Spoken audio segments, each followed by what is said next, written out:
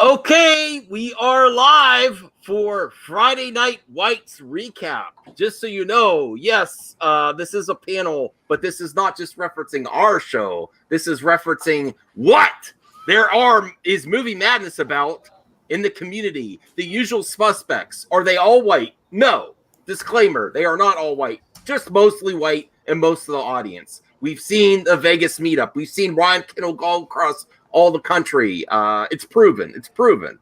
Okay, and then breaking news for FNW. We have the Friday Night White sources. They will take anybody, including out-of-work screenwriters like Cameron Pasha. Shout out to Saggy, who just did a stream with them. But here's the proof right here. Did I watch the whole stream? No, because I can't listen to them the whole stream. Well, it's also like a 6-hour long stream. I honestly can't. But this is the level of sources that you get. A very conflicted, very political screenwriter. Do I know his quality's bad? No, I do not. I'm not going to suggest that. But we do know that he hasn't got much work yet. And is it fair to say that he was... his point of view was that he was blacklisted. Why would he be blacklisted? Or is it just that a lot of people just don't make it in Hollywood? That you decide for yourselves. But we found the grift. This is the breaking news now. Memoirs about the Hollywood elite. Subscribe to his Patreon to get the deets.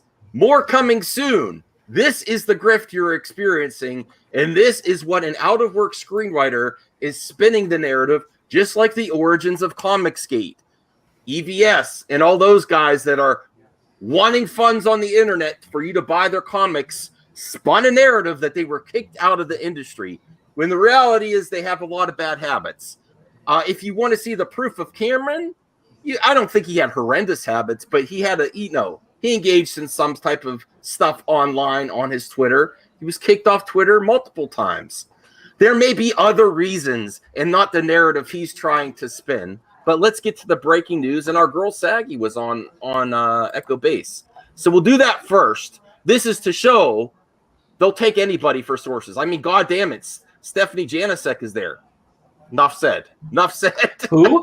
You don't want to know. You don't want to know. And Tom Connor. Yes. Well, Tom Connor is here to profit off of Cameron Pasha's bullshit. No, he may talk more sense on the stream, and I agree with a lot of his points. But they need a guy, or they need a source to make shit up so they can all cover it and grift off of it. With the web ring of Bounding in the Comics, I think the one guy on Friday Night Whites is from Crowder. They all benefit from this bullshit. That's why they like Doomcock so long.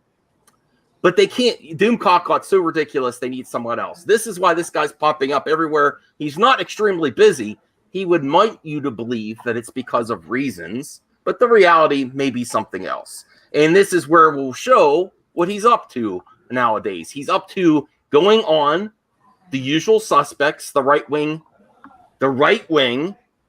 movie talk channels, talking about Hollywood elite, spewing nonsense like there's a potential civil war based on what's happening in real politics with what some want is another civil war, which is disgusting. So fear mongering and trying to say this is why he was kicked out, and he's profiting off of it. And we'll get to that right here. Let me play this clip here, and then I'll get to the chat. And then I want to thank you. Oh boy, I have so many tabs filled up here. All right, here it is. The real Picard, the real Cisco, all that real timeline. And a ship from that era gets caught in a black hole or time loop and ends up 500 years later, and the Federation no longer exists, and it's chaos. And it has to rebuild the reason I'm sharing this with you is he is the source of the most of their BS.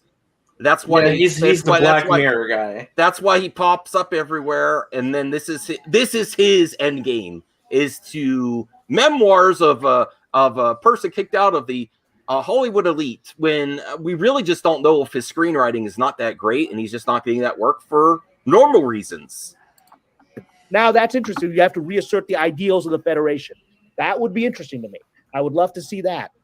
I don't know that we're going to get that until we get sort of these people who don't care about Star Trek out, which is going to still be a process. And with that, my friends, I do actually need to start winding down. So I don't know if there's any last things I need to address because I gotta get started ready for something. Is there any other chat or anything else? Okay. Here we go. Cameron, how's your work? Did you finish in time? Yes. Well, I'm not sure. I've talked to you before. I'm not sure which work it's referring to, but I'm always doing work, and so yes, I'm on time right now. This allows me to talk about what I want to talk about. I'm actually just finishing my very first Patreon post, and I'm going to have that up hopefully either tonight or tomorrow morning. To those of you who may not know, I just joined Patreon a couple of days ago, and already I got a lot of followers, so thank you for that. So it's, basically on the Patreon channel, I'm, putting out to people my thoughts in detail about my experiences. The first post I've just finished is about sort of the first time I encountered what I call the club, sort of that Hollywood internal cocktail party elite that attempted to block one of my projects. Okay, that's his. Now that's his spin. Wait a minute. You got to be careful. That's his spin there. He's very jaded. He has a lot of. Does someone have a motorcycle there? What the hell's going on? Anyone hear that? Yeah. George, I don't know what's going on, but there's some feedback. All right, we'll get to. So this is his end goal, is to create a project. I'm sure there will be a book that he'll be there to support, maybe even a screenplay of why he was kicked out of the Hollywood elite, when it could be a lot of other reasons. A project that's going to make you a lot of money because it doesn't fit your ideological agenda about the Middle East or whatever. And that was the shocking thing for me to recognize when I actually heard powerful people were attempting to block and actually succeeded in blocking a project, not because it wasn't going to be successful, but because it was. And they needed the message of that project stopped. And that was the first time 20 years ago that I experienced that Hollywood had a club that they didn't want me in, right? And I'm going to share that story. Now, could he be telling the truth there? He could. But the other thing is that a lot of time... I'm going to mute you, George, when you're not talking. Unmute yourself when you say something, because I don't know what that feedback is. But it could be that Hollywood does not give the green light to lots of projects. They may not have been singling him out for any reason. I'm just highlighting this to you to show they will get any source they need to fill their narrative. He was kicked out. He is a minority, which more power to him. But there could be many reasons, and many might just go down to the quality of his work. He hasn't worked much, and this is his spin and his interpretation. And he really, I compared him to the My Pillow guy because he comes up with these grand, fear-mongering excuses as to why he doesn't get work. Maybe the one reason you don't get work, Cameron, is you were retweeting that guy. That hates on Ryan Johnson constantly with the Fire Eyes, and Ryan Johnson is connected. I'm sorry. Or you hang out with some of these fools. You retweet Doomcock, and then you retweet a lot of internet thoughts. I'm not against that. I don't care. I'm just saying there's so many reasons. This is his narrative. This is what he's going to set up for. Just look out for it. I'm just. I think you nailed it right there. He retweets Doomcock. Right. That's borderline. If anyone in the industry knows that about Cameron, you're done, bro. You're done, bro. Because we all know, everyone that's friends with Doomcock knows it's a scam too. It's just a grift. I will get to this. Thank you, Cast Graphics. Thank you, Movie Blocks. I might have to do it Saturday night to get the recap. Hey everyone. Aaron says the thumbnail is frightening. Okay. Hey, Patrick. Phil TMNT, I want to get Phil on the show for sure. Patrick. And Ryan hopped. Oh, and Sean A great supporter. I thought you were off this Friday. Yes, my weekend got canceled. I think it's going to be back on for next weekend. So at the last minute, a family member wasn't feeling well, and we decided to go up next weekend instead. Thank you, Bradley. And I really do appreciate the support, Sean A. For real. We will get to the topics, and of course, it's about Cowboy Bebop, the next target. We have to bring it up again. It's the next object of the online grift. Right. The Quarterman. The Quarterman. No. One fourth a man. It's the Quarter Pounder, Max. A quarter pounder. Well, you ain't pounding anything. Yeah. All right, so I'm trying to catch up with the chat. Drex the Kling. I know you guys don't like EVS, but his Greenland. No, I'm not saying he's not talented. Time to misbehave. They are. Well, I was obsessed with KK too, but I've gotten past that. Hey, Gray Council. Yo, yo, yo. All right. Hey, all on the chat. Max, get to the stream. Whoa, Shifty Gizm. Enosh Mask shamed Doomcock last night. Oh, really? Oh, yeah. Oh, no. I have to check that out. All right. Let's get to some topics here. Oh, man, I have so much that I pulled. Well, this is the new Sean A. I'm so glad I left the other Jeremy, sadly. Okay. Patrick says, I don't watch Cowboy Bebop, and I will watch Netflix Cowboy Bebop for sure.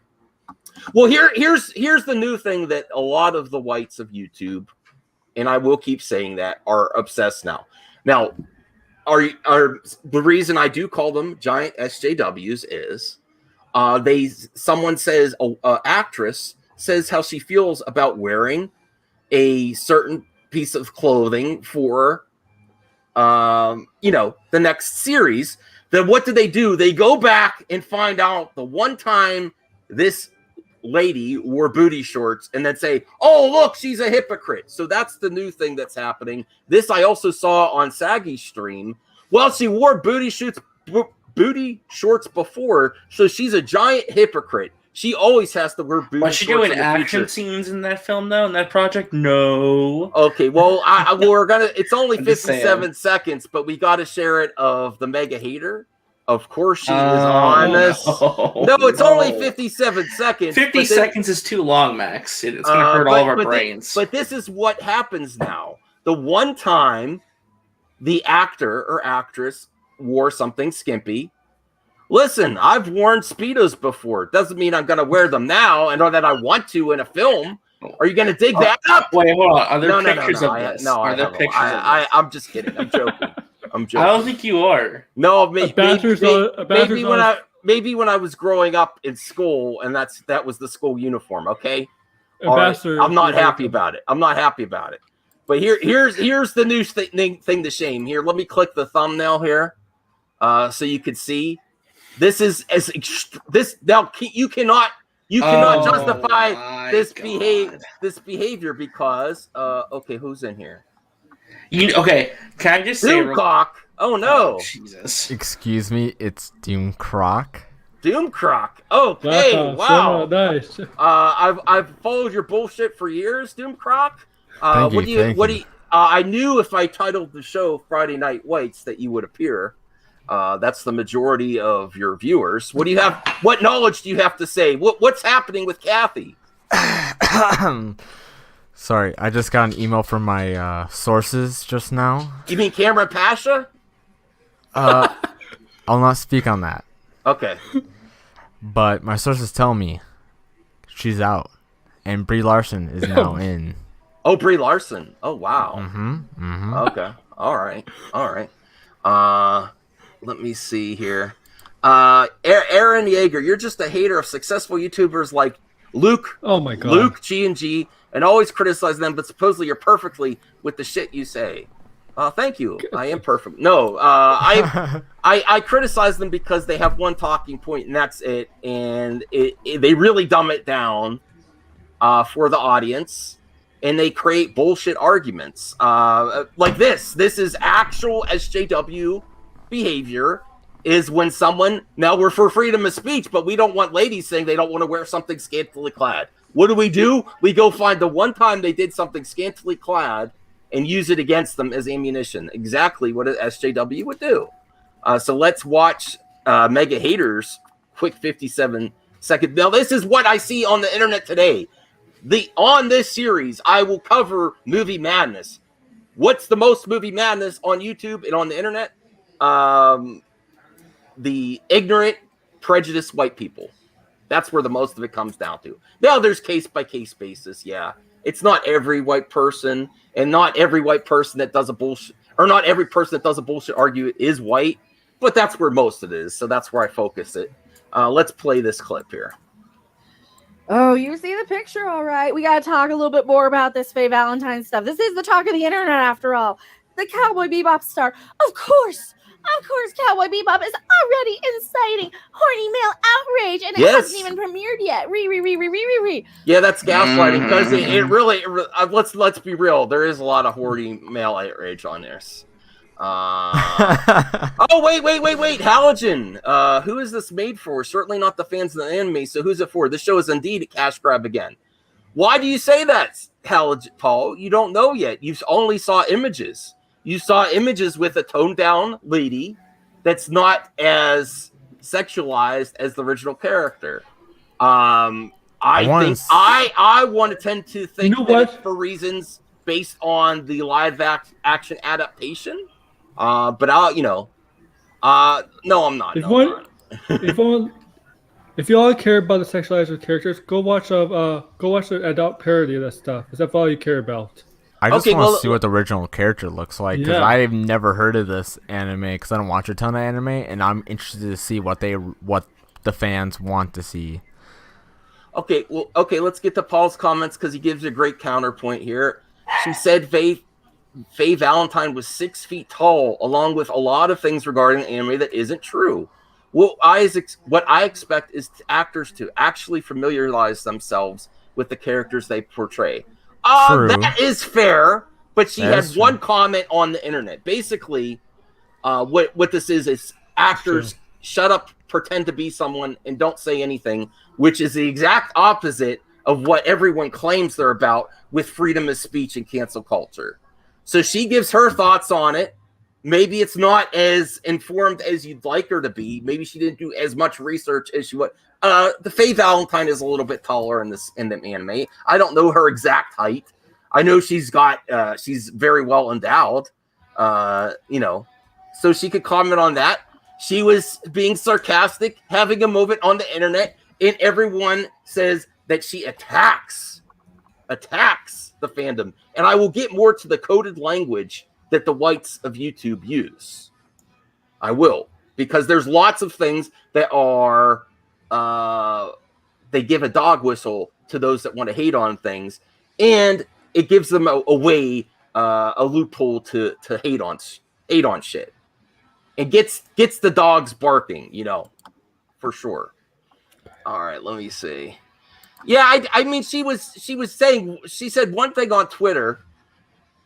She was being silly. She was being sarcastic. She was being a little snarky, and I love her for it. I love her even more.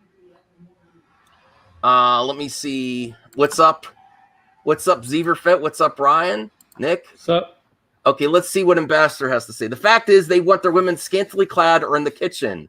They're so damn insecure that they will bitch about any woman that is more successful or popular than they are. Exactly. If they didn't talk about women, they wouldn't have a channel. They would not have any channel or income if they didn't talk about women constantly that are more successful than them. Creating something is, I put that in a higher category than just commentating and hating on stuff. For sure. All right, so I did actually just get something we could watch. Oh, let's finish this first. And then we can watch the whole Friday Night Tights crew react to this, because I haven't watched that yet. Well, that didn't help anything with the actress slamming everybody who might have had an issue with, I don't know, the costume and the fact that instead of, like a red blousey thing. Now, I also want to say the coded language of these grifters is attack, when really it's any response to the fandom whatsoever. And if you were actually for freedom of speech, you would embrace people. Black Ops. Like you, I haven't watched anime, but I bet you McAvoy hasn't watched anime either. Well, he does. Well, here's the thing. I've watched it, right? And here's the thing.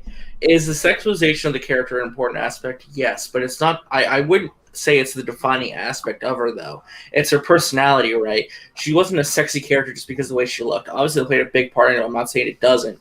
But it was her personality, her demeanor, the way she looked at life and stuff. There's a deeper character behind what was visually there, Yeah. All right. I can see that. Let me see. I'm thinking Paul might want to come. Now we're going to get even whiter because Paul might want to come on. Because he says he has a lot of thoughts on the show. All right. Alrighty. Hold on a second here. Honestly, I just want to see if someone could send me a picture like what. So this is called Cowboy Bebop, something like that. Yes. Bebop. Bebop. All right. Yeah. All right. You could tell I don't watch anime. I'm telling you. I think it's this overcoat that's heavy and brown, and then she's wearing black shorts instead of, I don't know, yellow. But hey, she is also a great big flying hypocrite because if you want to look and just scroll down, there she is. Okay, well, this is the argument. I'm going to talk about this. Tune into my channel for more. You know what? Since you don't have a problem with wearing the costume, maybe we should just, I don't know, paint this one yellow and call it a day, huh? What do you guys think? No, is that fair? Because welcome Paul to the chat. Hey, Paul. Welcome, Paul.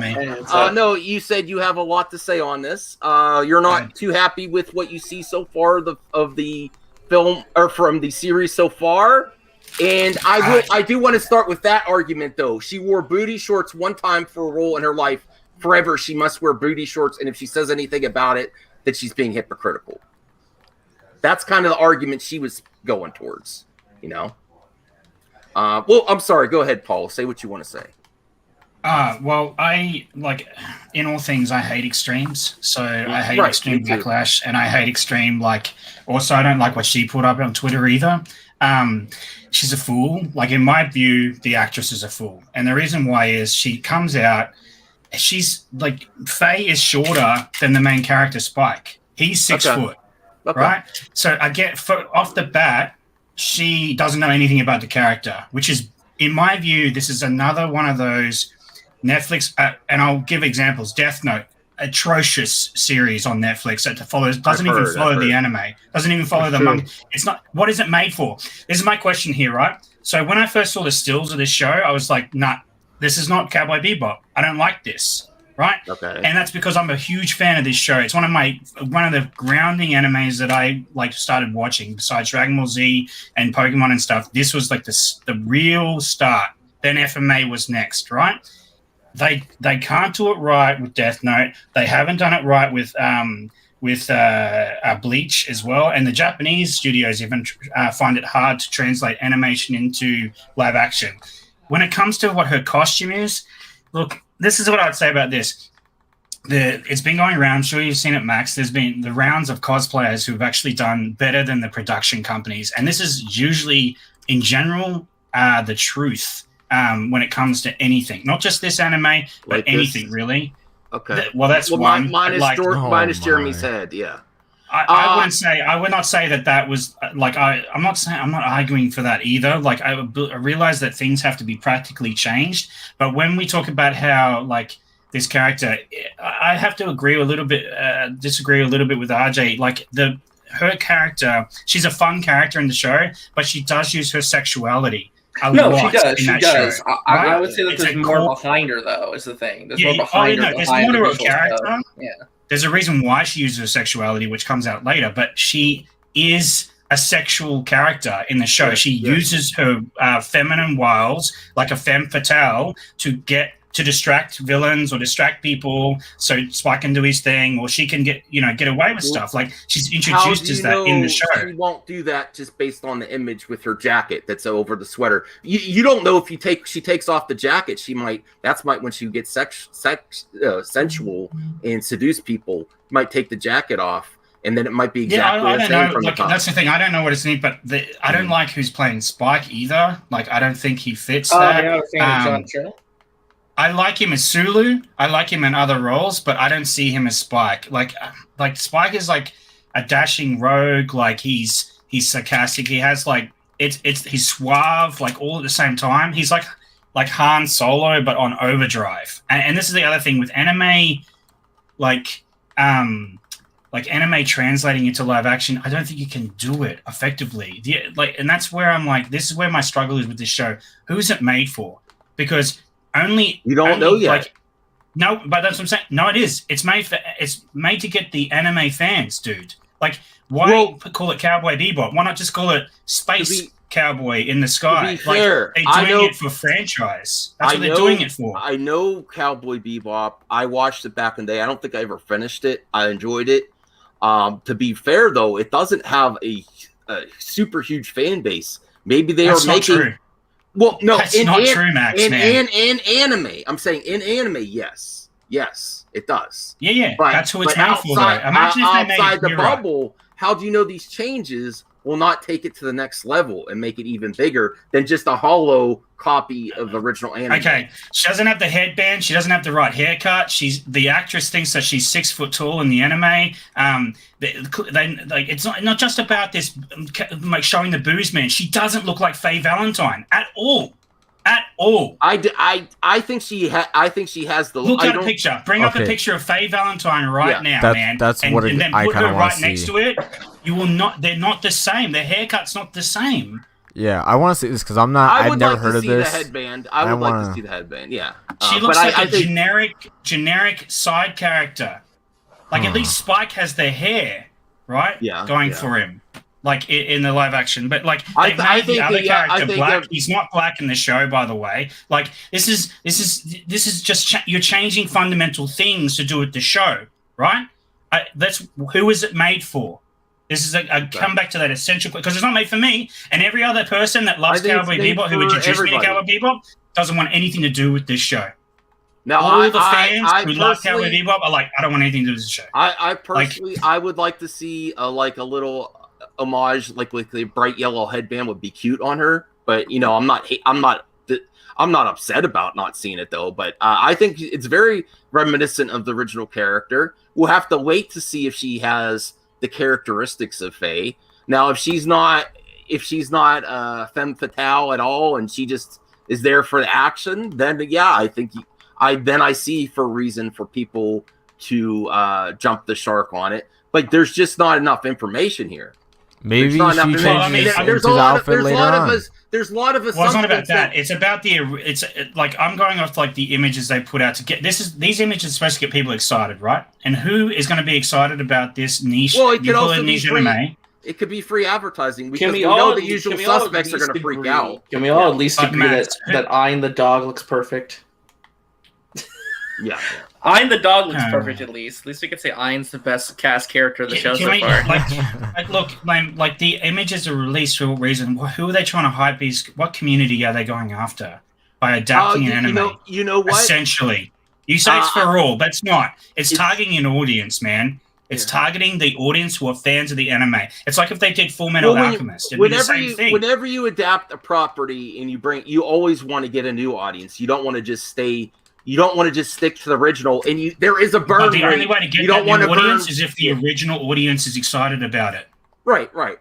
And if the original audience is shitting on it already, there's a lot of assumptions here that you're jumping to that the original audience. Now, there's a lot of grifters that are just jumping off another culture angle. I'm not talking about those people, right? I'm not talking about these people that run these channels that just want to hate on things, right? And that's not who I'm talking about. Okay. I'm talking about if you look underneath that column, right, where she says that statement. Mm-hmm. It's not people that are part of those communities that are saying that. It's people that are part of the anime community, and they're going, you have no idea about this character. You have no idea what you're talking about, and you're supposed to be portraying her. That's the community that they're trying to reach to get hyped up, right, about this show, and then go, hey, guys who aren't fans of anime, come and watch this show. It's an adaptation of an anime. You see what I'm saying? It's targeting that audience, and that audience is already not on board. Well, okay. I understand not wanting people in entertainment to like shit on the original property or the fans, but I think she was getting a lot of comments. I think her moment that everyone's criticizing now was a moment in time where overwhelmingly there were a lot of people commenting on her attributes and physique and size of everything. Yeah, that's wrong. Who cares? No, but then to act like it didn't happen, that's what the grifters do. Oh, show me the proof that happened. So let's just get back to the reaction. If you put the context around what was happening to this actress the day she made that Twitter video or whatever, do you feel she was attacking fans? No, but I feel like she spoke out of ignorance. Okay. I think that's fair. A little bit of ignorance. Do you? I think she's attacking anime fans. I think she's. Well, how's she attacking anime fans? How is she attacking? I don't think she was. I don't think she was touching anime. Like what I told when I sent it to a couple of my friends who introduced me to Cowboy Bebop, who have been longtime anime fans before I was, and they were just like, she's just being a stupid. That's all. Right. That's all the comment was. Like, I mean, I think one of my friends directly commented under Nerderotic's like tweet of it, and he was just like, "This just gives me this is what happened actually. What her comments did." Further pushed people who were because when I first saw the images, I was like, I don't know if I'm gonna like this, right? Just off the images alone, I don't like the look and feel. Doesn't feel like Cowboy Bebop to me, right? And a lot of other anime fans who are Cowboy Bebop fans were like, it doesn't look to me. This solidified them not watching this show. Like I sent it to a buddy of mine, and he was like, yeah, she's speaking out of ignorance, and this further solidifies I'm not gonna watch this garbage. I'll just watch the original. It's better. This is why I think fan communities are too harsh. Be a little more open-minded. You have limited info here. You have a few images and then a reaction from an actress on Twitter that may have been a little ignorant to the original character. I agree with that. But she was also being... I mean, if you... Just imagine you got the attention that this actress got with the amount of people going at one day and consider the context of that coming at her for certain things. And the majority of it is trying to troll her on the way she looks. What I would say is, I would actually have gone and watched the anime if I were her, which clearly she hasn't. Well, you don't know That's that. Clear. No. She said she's 6 foot, my dude. That means that she hasn't watched that anime. She is a taller... I don't know if she was being exactly that she's 6 foot. If you're going to play a character, you at least should know the original material. Dude, that's what I can agree. You need to watch the original, my dude. Like, Ewan McGregor watched... like Obi-Wan in the original. Like that's how he got all the mannerisms down. That's for the prequels. Yeah. Like dude, that's the way I that he looked was just like him. I forget his name. Forgive me. The guy that played Obi-Wan in the first. So just to look it up, Alex Guinness. Yeah. Well, Paul, I will say this. I appreciate you coming on the show because you say you are a big fan of the series, and that's where I want to hear from.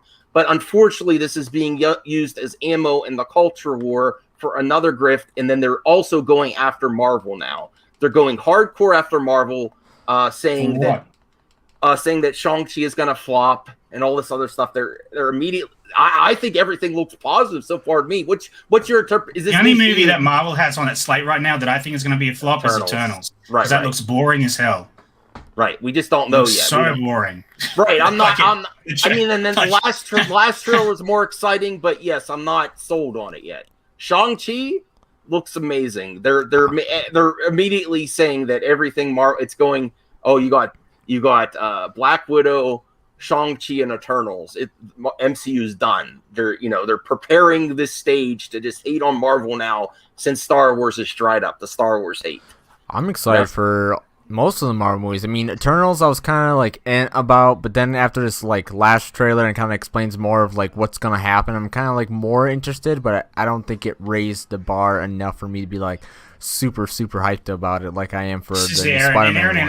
He even has an Akira like thing. It's like, imagine if they made Akira and they made one thing wrong in that, it's over. Right? Do you understand? I just want to say this point. You think that these grifters are bad, right?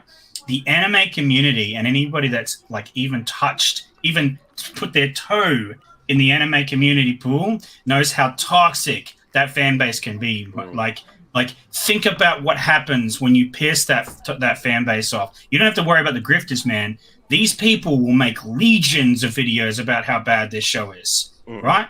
They're already doing it. Don't forget the grifters. This show does not look like Cowboy Bebop. It doesn't. And the fans that they're trying to target to hype beast it and then tell other people that don't know what Cowboy Bebop is, because you guys all haven't even seen like Faye Valentine, the original character. A lot of you were saying before I came on, you haven't seen a picture of her at all, right? There's actually a scale. There's actually like a lineup photo, right? Because they're all criminals. They're all like smugglers and stuff. There's a lineup, and it has them in a row. And Spike is up here at 6 foot, and she's down here at 5 foot something. It's like I think someone said 5'6". Yeah, my opinion 5'6" or something. Yeah. Okay, so she made him one mistake on the height. I don't think the other. Yeah, you're talking about this photo, right? Right now, I in my personal opinion, I know Spike has a little bit of a dated costume too. I think they pulled it off with his. He's got a suit, man. Yeah, How's that dated? Well, I mean, I think hers is the most dated costume personally, and I would think hers is there's the most reasons to alter. This is the problem: is you're interpreting Japanese culture and taking it over to the West and saying this is wrong. See what's happening? She does look really different from that photo. I didn't say it was wrong. That's right. Thank you. Okay, Black. Is it Black OPSJB? Black OPSJB. Yeah. No, I didn't say. Thank you, man.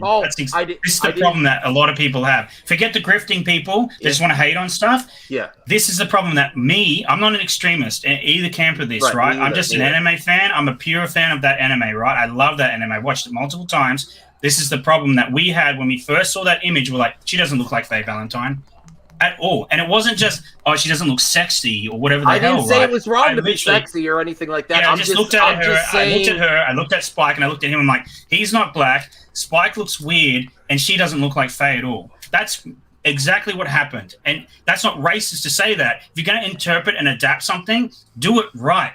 Don't just insert races for some reason. It's so dumb. I do think we're prejudging it though, being prejudiced against the property. They brought that picture out to hype beast, man. Right. So people can judge it based on what they're trying to hype. They're trying to hype the show up by releasing these pictures. So we have a right to judge it based on those pictures. Okay. Yeah, I mean they pushed that out there to push kind of the product that they're gonna be making. So I mean it's definitely fair judgment to look at it. But as a guy who doesn't really watch anime and has never heard of this, and then looking at these two different images, I could definitely tell you that there's a clear difference between the animated character and then what they're trying to portray now in the live action version. And I mean, like, honestly, I could care less because I've never seen it. I don't know anything about the character, but I mean, for people that are longtime fans and are very excited for this, I mean, I'm very sad and sorry that they're upset about this all. But I just don't know, like, kind of like the dynamics of the character and how the costume really works with it. Well, here's the argument with I've seen cosplayers wear this shit. It's not in a live action, like a movie setting, durable action setting. It's not, and you go to cons, you see that they're falling off these ladies. And that might be the way they want to do it. I don't care, and I'm not opposed to sexy, Paul. Come on, I love sexy. I'm just saying there may be many reasons. Makes it practical. But you've changed the entire look. But if people are gonna be talking about like the suit may not be practical in this, but I mean, just think about this now. It came off, just the thought appeared in my head. Like, didn't they people or like women in Sucker Punch wear like similar type outfits or like just a little bit more covered up types? I think if you pull up an image, I'm pretty sure. Oh, Brian's like passing on the anime. Cast Graphics says Shinichiro Watanabe, the creator of the anime, if he approves, I approve. Well, yes, he's working on this. So is Yoko Kano, who did the original music for the anime, is working on this too. I mean, there's people who worked on the anime working on this. I mean, but I don't know. Here's the thing. Also, the original creator worked on Snake Eyes. The guy. I know.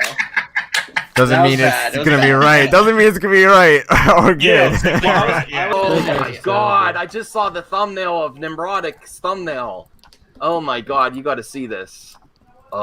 Before we get to the look, they put like because of what's happening in Pakistan, they have a cover. They're straw manning, saying this is what it's like. I know it's a meme. I know it's a meme. It's a joke. Bad. No, I know that's not very right at all. I mean, let's say they're saying a meme or mocking it, okay? But that is really why? What's the purpose of that? Fear mongering that this is what's going to happen. Sensationalism, like hater mobs coming to watch your stuff. This is like usual grift stuff. It's right. You know. That's just dumb. I don't see the point in that. It's just it's very ridiculous. It's not even the same. Yeah, okay. No. So Faye Valentine, the portrayal of her, even though I don't like it, we're going to compare it to women getting whipped in the streets and women's universities getting shut down. And Netflix saying like you got to cover yourself up like that. Dude. That's ridiculous. That's disgraceful to the women in Afghanistan. I think that's just overall very just rude and overall it's just not distasteful. right. It's distasteful. It's the most overreaction I've ever seen. That's going really really far. I mean, too far. Too far. Yeah, I didn't even notice that before that. Yeah.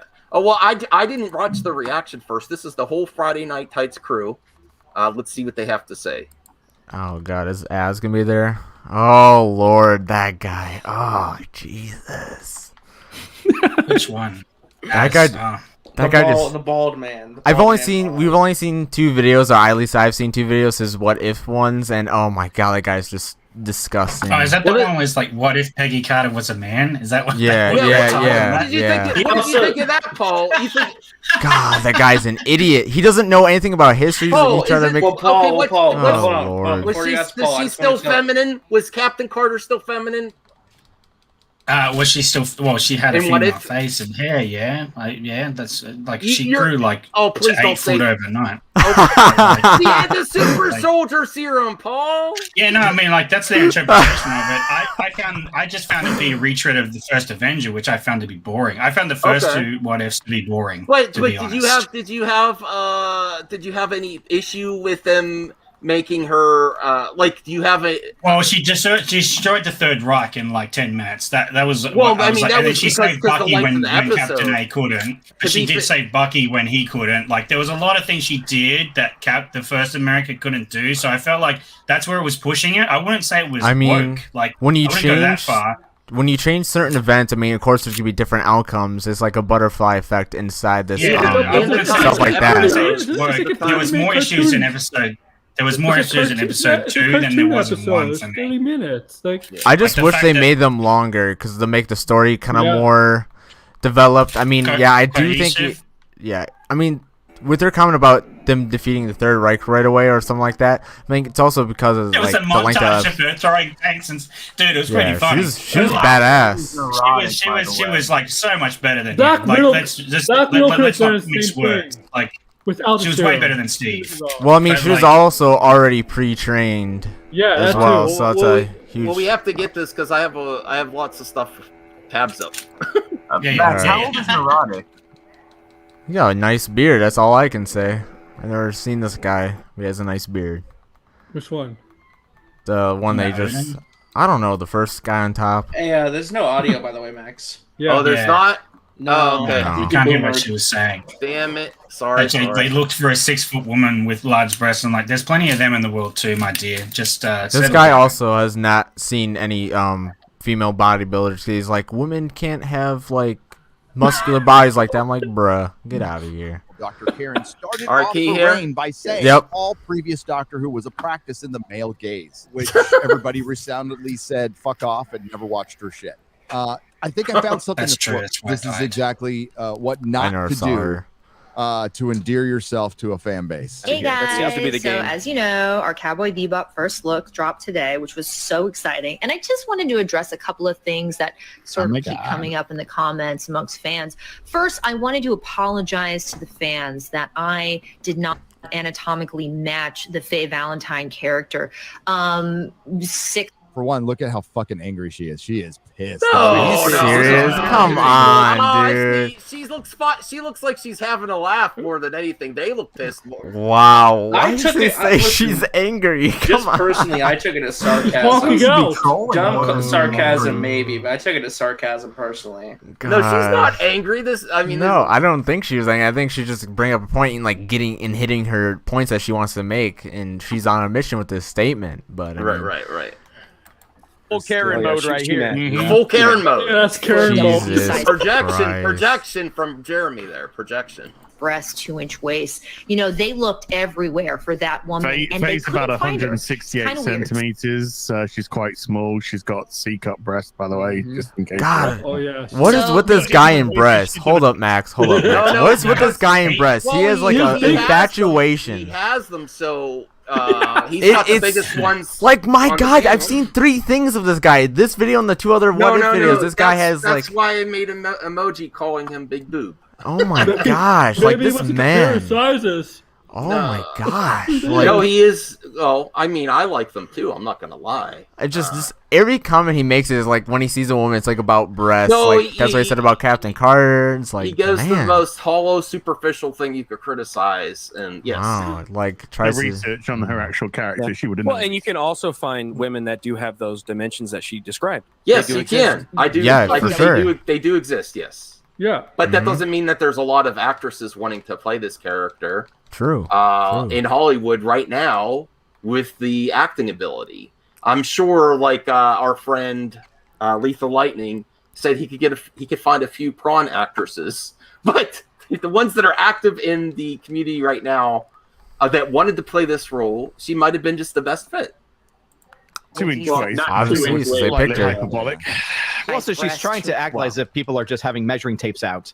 And it's like, no, it's about the overall look. And clearly she does not match. Well, no, there have been, but that's what I agree with. That's what I agree with. I agree with Odin. That's what I agree with. Okay, that's fair. But there has been a lot of criticism talking. Look at we just had the same like 30 seconds ago, heel versus babyface talking about her cup size.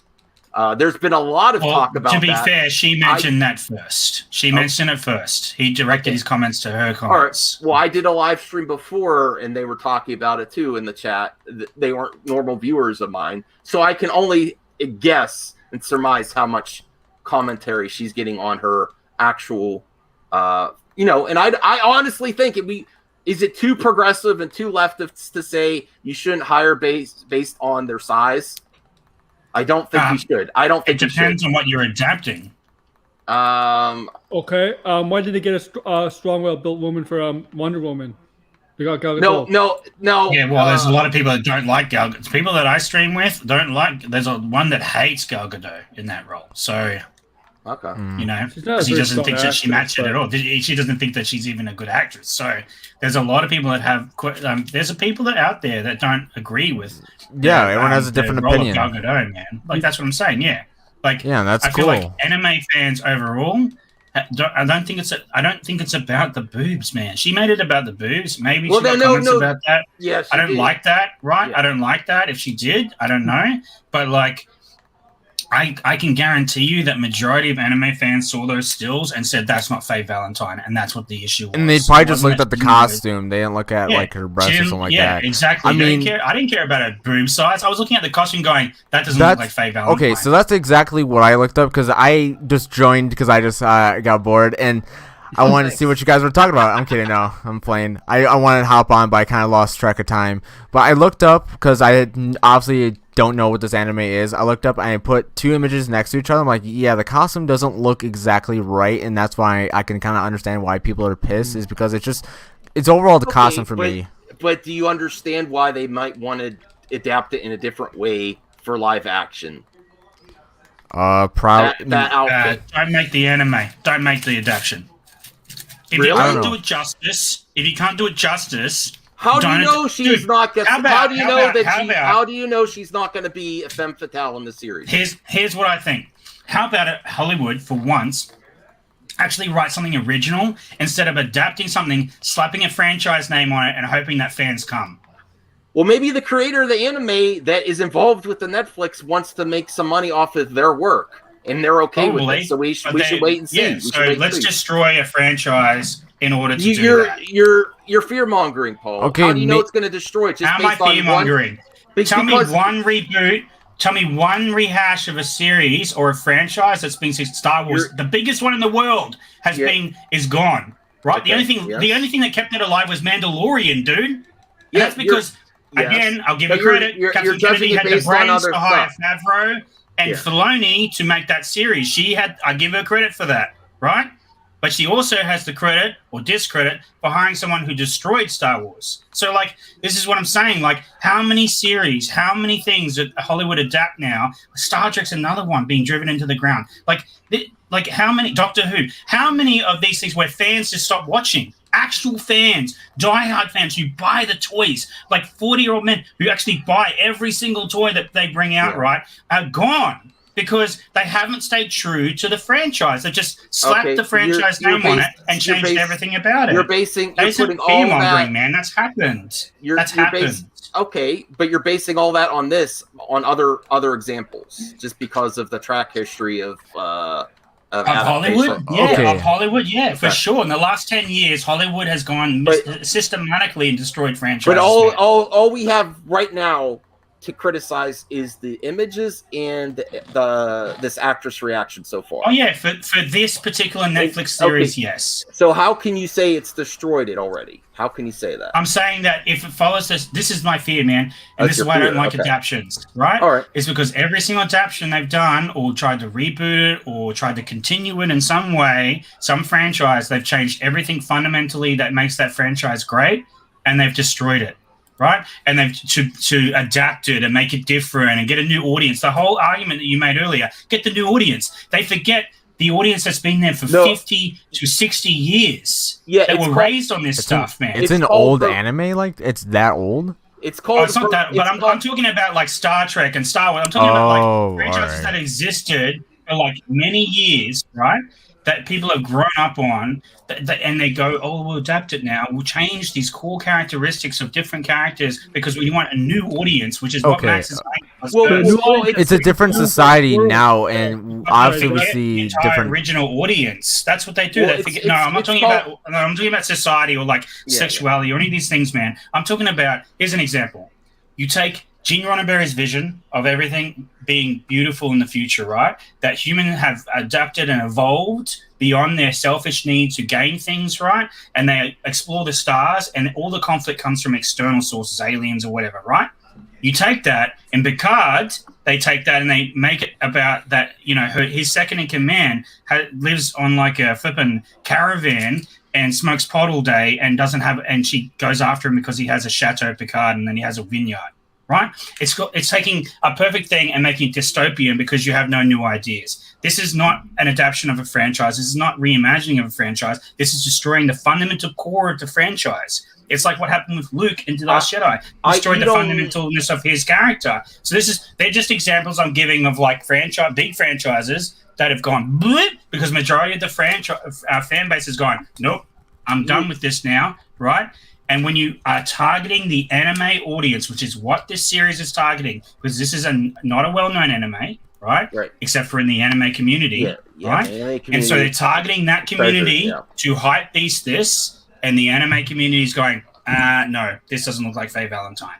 Now you have the other people that are grifting and going, yeah, let's get on this hate wagon, yeah, let's get the views, etc. And I could make 1,000 videos about this if I wanted to grift that, right? I mentioned it at the end of my stream last week, and it was very minute, right? Because I personally have an issue with it. I respect your thoughts, especially since you're an OG fan, but I think you're ultimately sentencing it while the jury's still out on it, just based on a few things. You don't know until you go back to the original thing. If we talk about this is supposed to hype beast people, the first looks, which is what she's talking about, right? It's supposed to hype people up and make people excited. This has not made the majority of the majority, if not all of them. No, I'm just a casual fan because I'm like, wow, they really did it with Spike. Now, I think Spike's adaptation was better than hers. Like, of his character, I'm like, wow, they kept. But you just have to put him in a blue suit and do his hair funky. Like, but I thought that would look cheesy, but it didn't. Now her specific costume, it's very sexual and stylized, but I think it looks dated to me and really yellow. And then the sweater falling off. Dude, it's an anime. It's supposed to be bright and colorful. So, yes, exactly. I agree. That things work better in anime than they do in live action.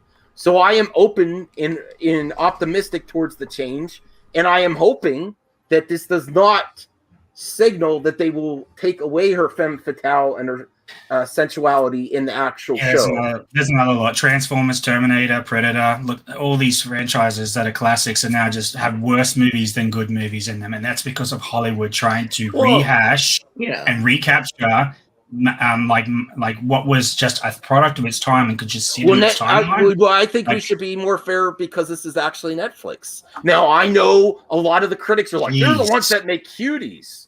But let's think about that. You've watched any of their original content over the last month? They've been releasing a movie per week or whatever it is. They've been dog crap, man. Majority of them being crap. I was going to mention Castlevania. Real quick. I was going to mention When it comes to live action anime adaptations, they do drop the ball a lot. Not just Netflix, but other companies too. I can understand why we're hesitant about this. My thing is, I think the show's going to struggle even beyond the way the characters look. Because from a writing standpoint, how do you translate a 26 episode series like this into a 10-hour event limited series like this, right? It's going to have challenges beyond even the way that visually how the characters look. Get to nail the style, the aesthetics, get to nail the characterization of these characters, right? And like, for example, Netflix is going to be doing a live action One Piece series coming up pretty soon. They're going to be doing a casting call, and I'm terrified of that. I already know what the casting looks like. I'll give you an example. So Think Avatar the movie. Think Avatar the movie, the adaptation of Avatar the series into a movie. Well, dog bad, shit. Yeah. Dog shit. Dragon Ball Evolution. And that was high production value, man. And that was, dude, that was like his daughter is a fan of the series, right? Yeah, I know. And he made it for her, and he made it dog shit. Like well, it's funny. M. Night actually almost killed the franchise. Actually, it took the creators making a spin-off series in order to like revive it back a little bit because it was like the damage to the brand. Excuse me, was so tremendous at that point because of that live action film. It was that bad. Well, I understand the concern. Yeah, no, but I think we should keep a more open mind and not become Karens ourselves like these. Can you see though that the track record has not been good, and that's why people are hesitant? No, I know, but then I don't want to be that type of fan that just jumps the gun either. I understand that there's reasons to put a female actress in a more action ready, costume. And it doesn't mean she can't take the jacket off, zip it down a little bit. I'm not saying that she has to either. I'm just saying we just don't know. We don't know that they're going to erase that part of her character. If they do, then I understand.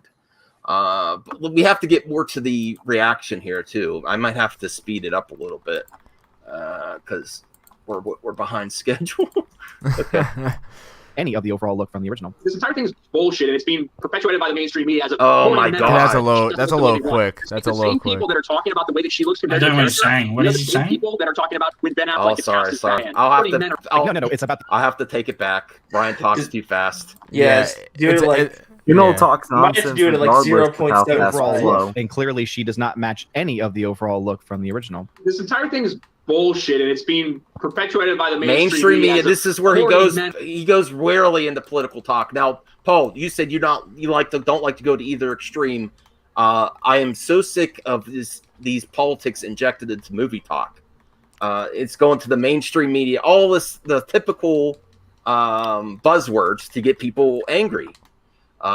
This isn't talking about You mean get a certain base angry? Yeah, right. Use the buzzwords, right? That's all these guys are doing. And are upset that she doesn't look the way they want. The same people that are talking about the way that she looks compared to the character, we are the same people that are talking about when Ben Affleck gets cast as Batman. Yep. Is he the right type? Is he the right guy for it? What does his suit look like? Henry Cavill, he doesn't have the red briefs. They didn't do what they should be doing with the uniform. All of these things, like, it applies to all of these characters. It's a slightly different. I think it's a little bit of a false equivalency because we're talking about a woman's breast size. A breast size. No. In the context of what he's saying, if you take that she doesn't look like Faye Valentine, imagine if they made a Batman or Superman and it didn't look like they changed him to not look like the original archetype. Think about that for a second. Right. Think about it. Think about the fan base that Superman and Batman have.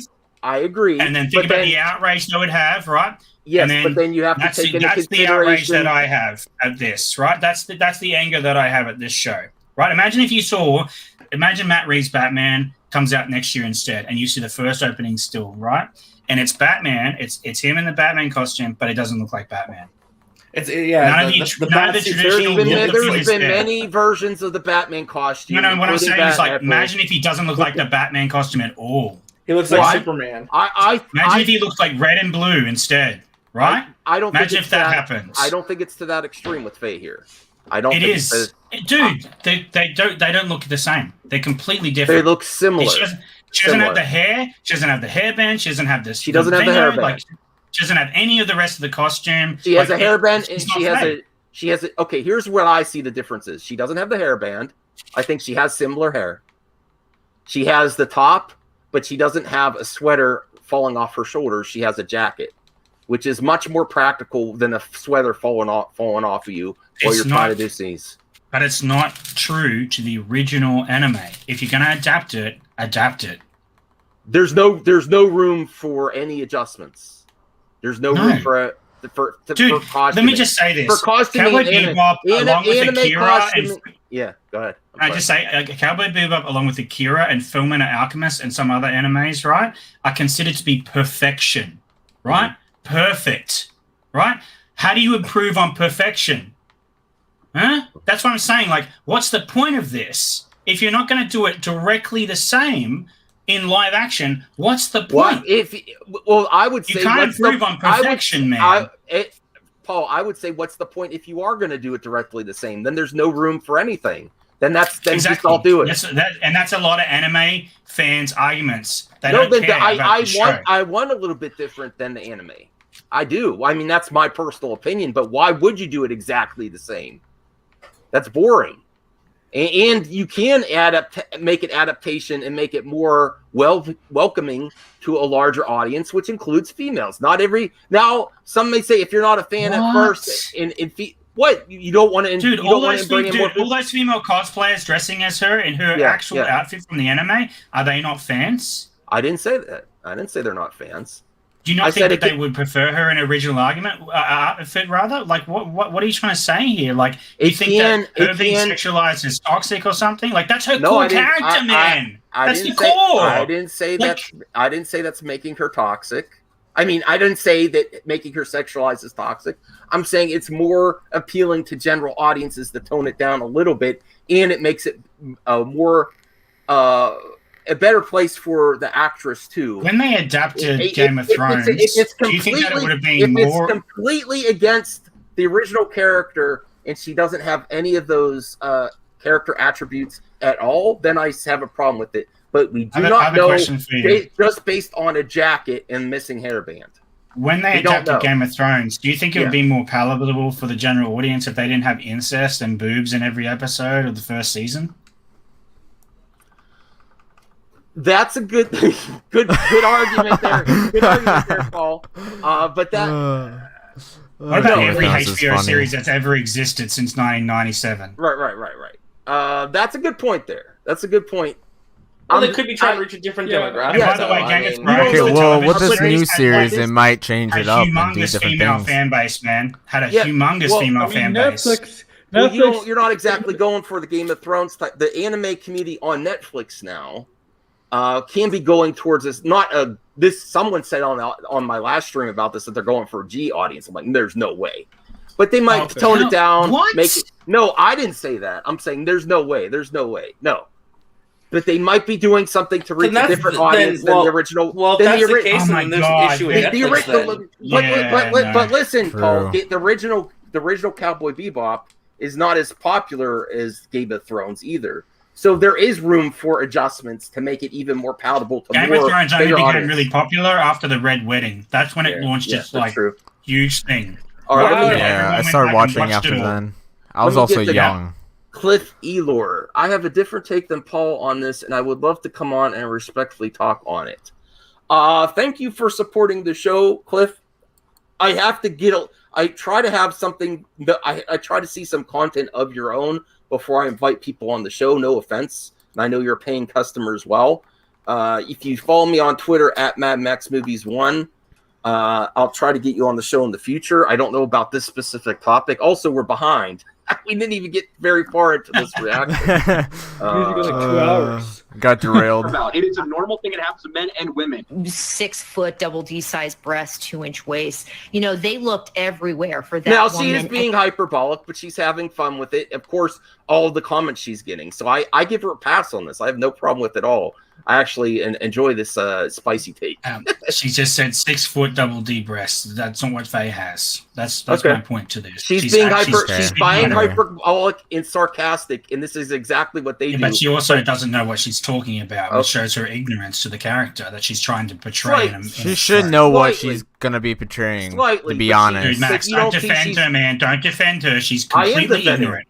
I am completely ignorant in this statement, though. Well, but she's having fun with all the comments she's getting. Can you admit though that she's completely ignorant? I don't know if she's complete. I don't know if she's completely ignorant because she's being sarcastic and hyperbolic, talking about what she just said that they looked for a 6-foot woman with double D breasts. But she's making a joke. She's making a joke. Yeah, but a joke about a character clearly doesn't know what she's talking about. Paul, you're against or you're for freedom of speech, right?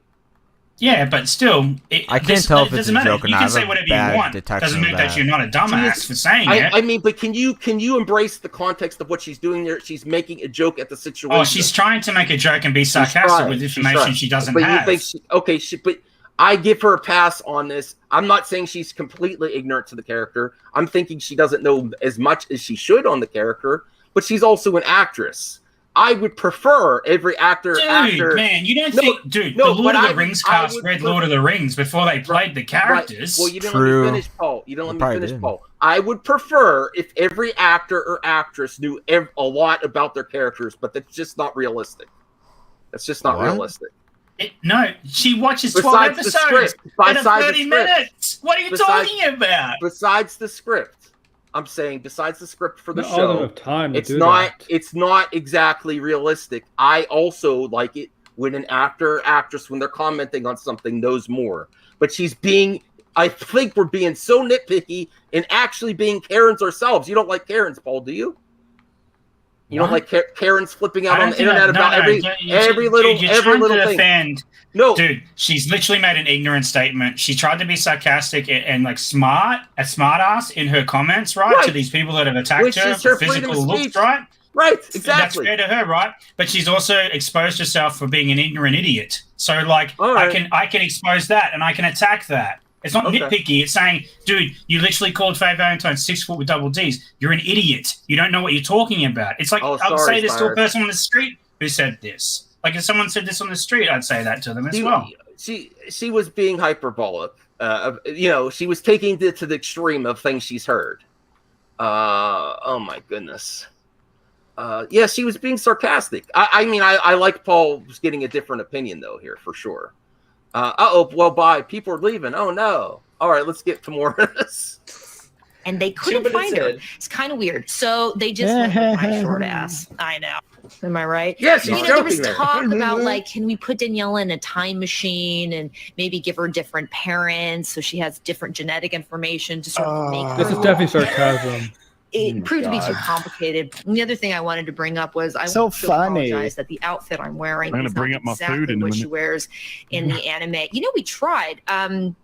But doing stunts in tissue paper, things disappear. Again, if you think she's actually saying she was wearing tissue paper, she's again being hyperbolic and sarcastic. I can definitely tell more that we got through the video and what she's saying. She's being more. You can tell that she's being sarcastic. I'm sorry, I was laughing at Degrassi's comics. Let me see.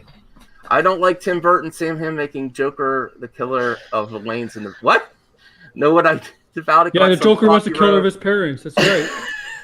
Move on with my life. Okay, yes. Paul, I understand. When it comes out, you could say that, but then the stream would end as well, Degrassi. So, because we could say that about anybody. We could say, "Oh, Max, stop being angry at the grifters. Get on with your life." Like you could say that about anyone on this stream. Actually, people would cheer you on if you say that again. Say that really loud. I'm just saying, stop complaining about the grifters. Just bringing a highlight to all arguments on the internet virtually mean nothing. But then you have no streams to watch or people to entertain you. That's true. This is that's a hyperbolic argument if I've ever heard one. All right. Sometimes it just got anyway. Like I was saying, that original costume, they made a couple of them, but like I said, they got sort of slurped up in my various. They did make a couple. No, never to be. She might be joking there too, but I kind of do you believe they made a couple and they didn't? They went with the one that was most functional. That's another possibility.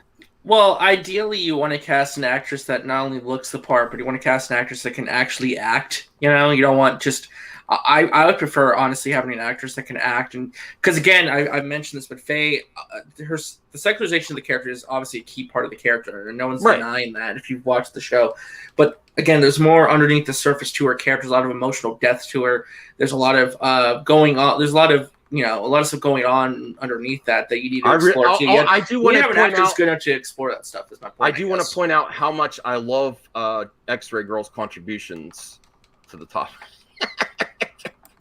Retrieved again, so we needed to really build something that could withstand the test of time. So just I think judging by her reaction. Now here's a full image. I think she looks great there. No, I think the hairband would have been cute, but basically the only. I mean, they could have added that for sure. Right, but why her pants yellow? Could have made her pants yellow. Right. At least even if they were going to do that knee high, whatever the hell it is that she's got on there, they could have made her pants yellow.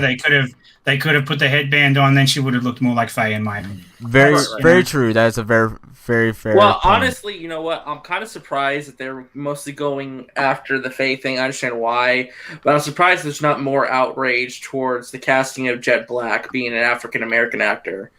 Well, I just saw that and went, typical Hollywood. Here we go. Well, That's all I thought. But Paul, I'm not putting you on the spot here, even though I made you big.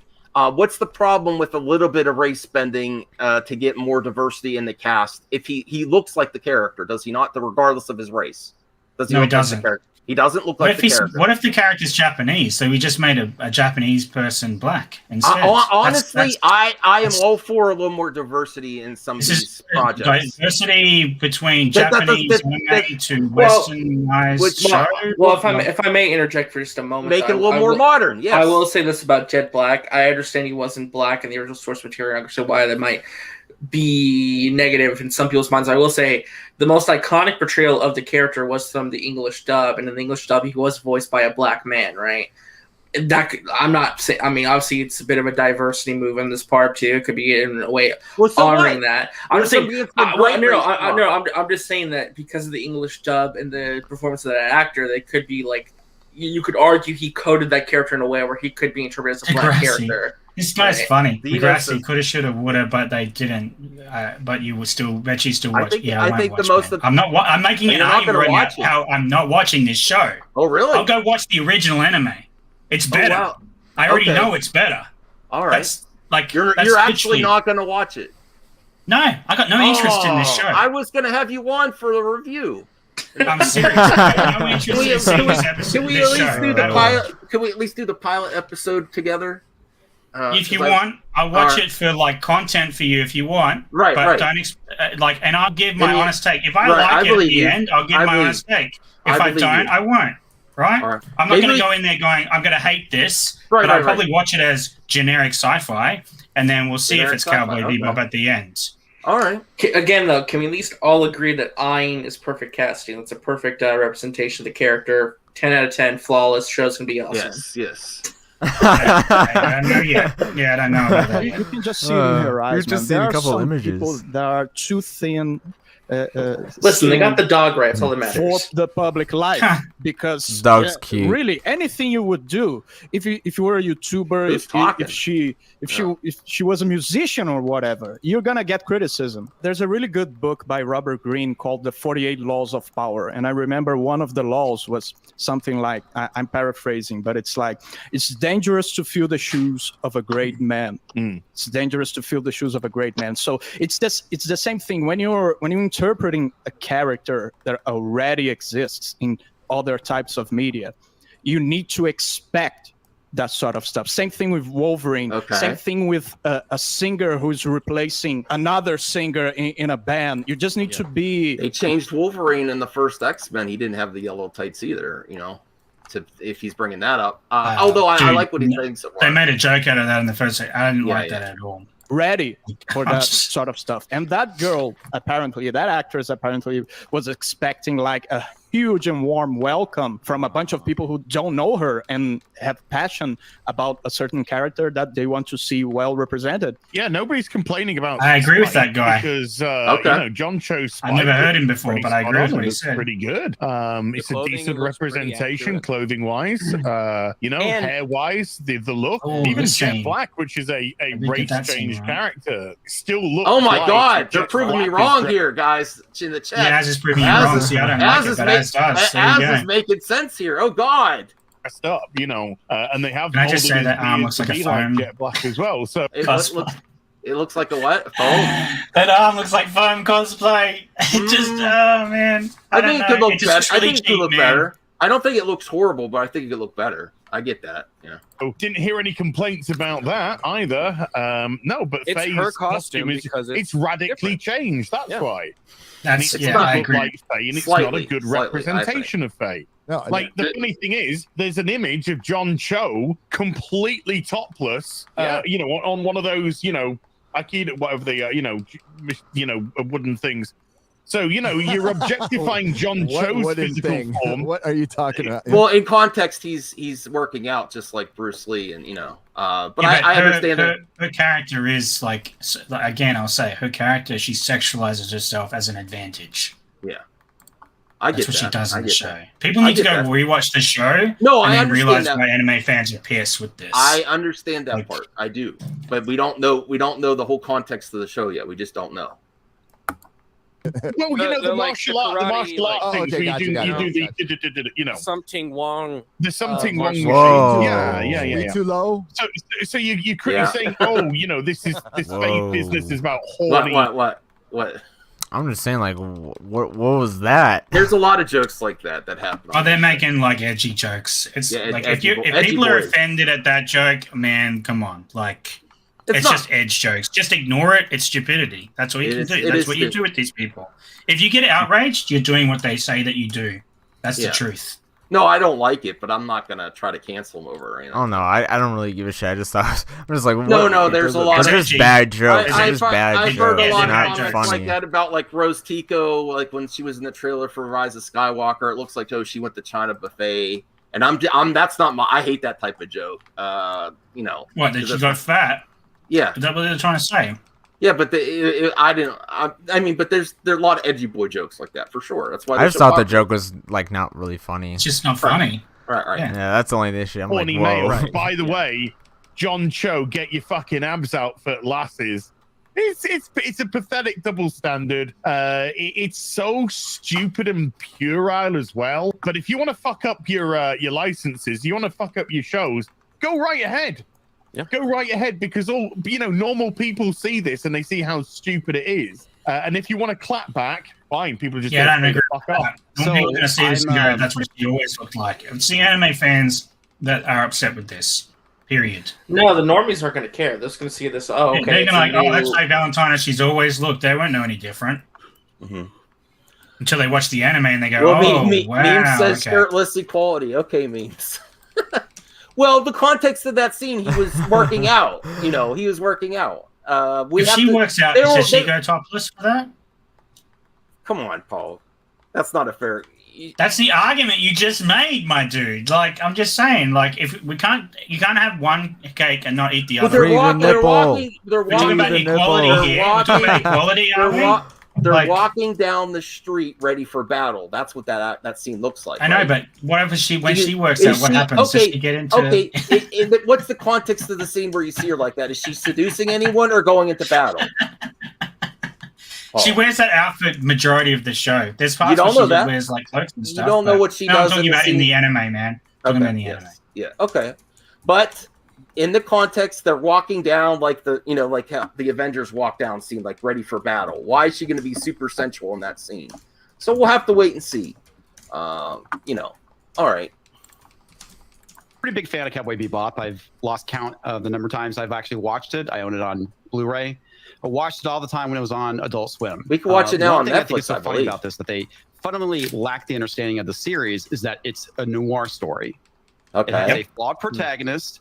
And Faye Valentine is a femme fatale. Yes, and that correct. I agree with that. that. With the way that she acts, with the way that she dresses, mm-hmm. and a lot of it with her main flaws as a character is that she has amnesia and is trying to figure out who she is, along with what happened to her and how she ended up in the future. Oh, and to not understand that character like that, sounds and interesting. To sexify her. Well, we don't know. Man. Okay. Like, go watch the show. Go watch the anime. Trust me on this. You will not regret it. It's fantastic. Well, it's a cornerstone of the genre for a reason. It's the thing that started the anime boom in the West. He's also drawing from a lot. Like Firefly and Serenity. It's like this show came before that. Okay, like, okay. Joss Whedon stole it, right? Is this one? Is it like a dubbed or subbed type of anime? Because I watched the attack. You can get both. Okay. Yeah. Okay. It's popular. I am a sub boy, but that's because I prefer Japanese voice acting. Especially Well, it sounds humor. better. Humor doesn't translate, especially Naruto doesn't translate. I think that guy that was just speaking is well informed about the series. I believe him. Comics Division is smart, my dude. But he's also drawing a lot from what he doesn't know just based on one image too. Just like everyone we're judging based on that image that's supposed to hype us into watching this show. Well, you know what? And it's worked. It's one of the most talked about series right now. Yeah, because in of the bad way. Not for bad reasons, my dude. And what he said about her, like the whole character arc and stuff, that's essential to her. That's why she wears what she wears. This is a truth. Like I agree with him. They fundamentally misunderstood what her character's about, and this actress, the dumbass that she is, has fundamentally misunderstood what the outrage is actually about. It's not that she has big titties or whatever. It's that has been a lot of it.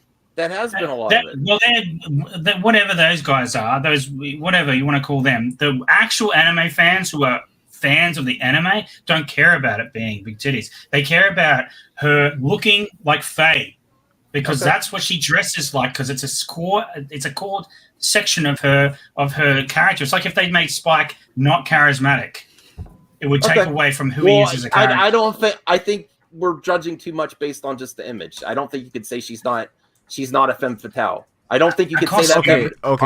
Dude, a costume is a part of your character. In anime, it's a part of the character. Do you think that this might be kind of like a starting outfit, and they'll go and change outfit later on? Even if they do, there's more to it. There's more to a performance than just the costuming itself.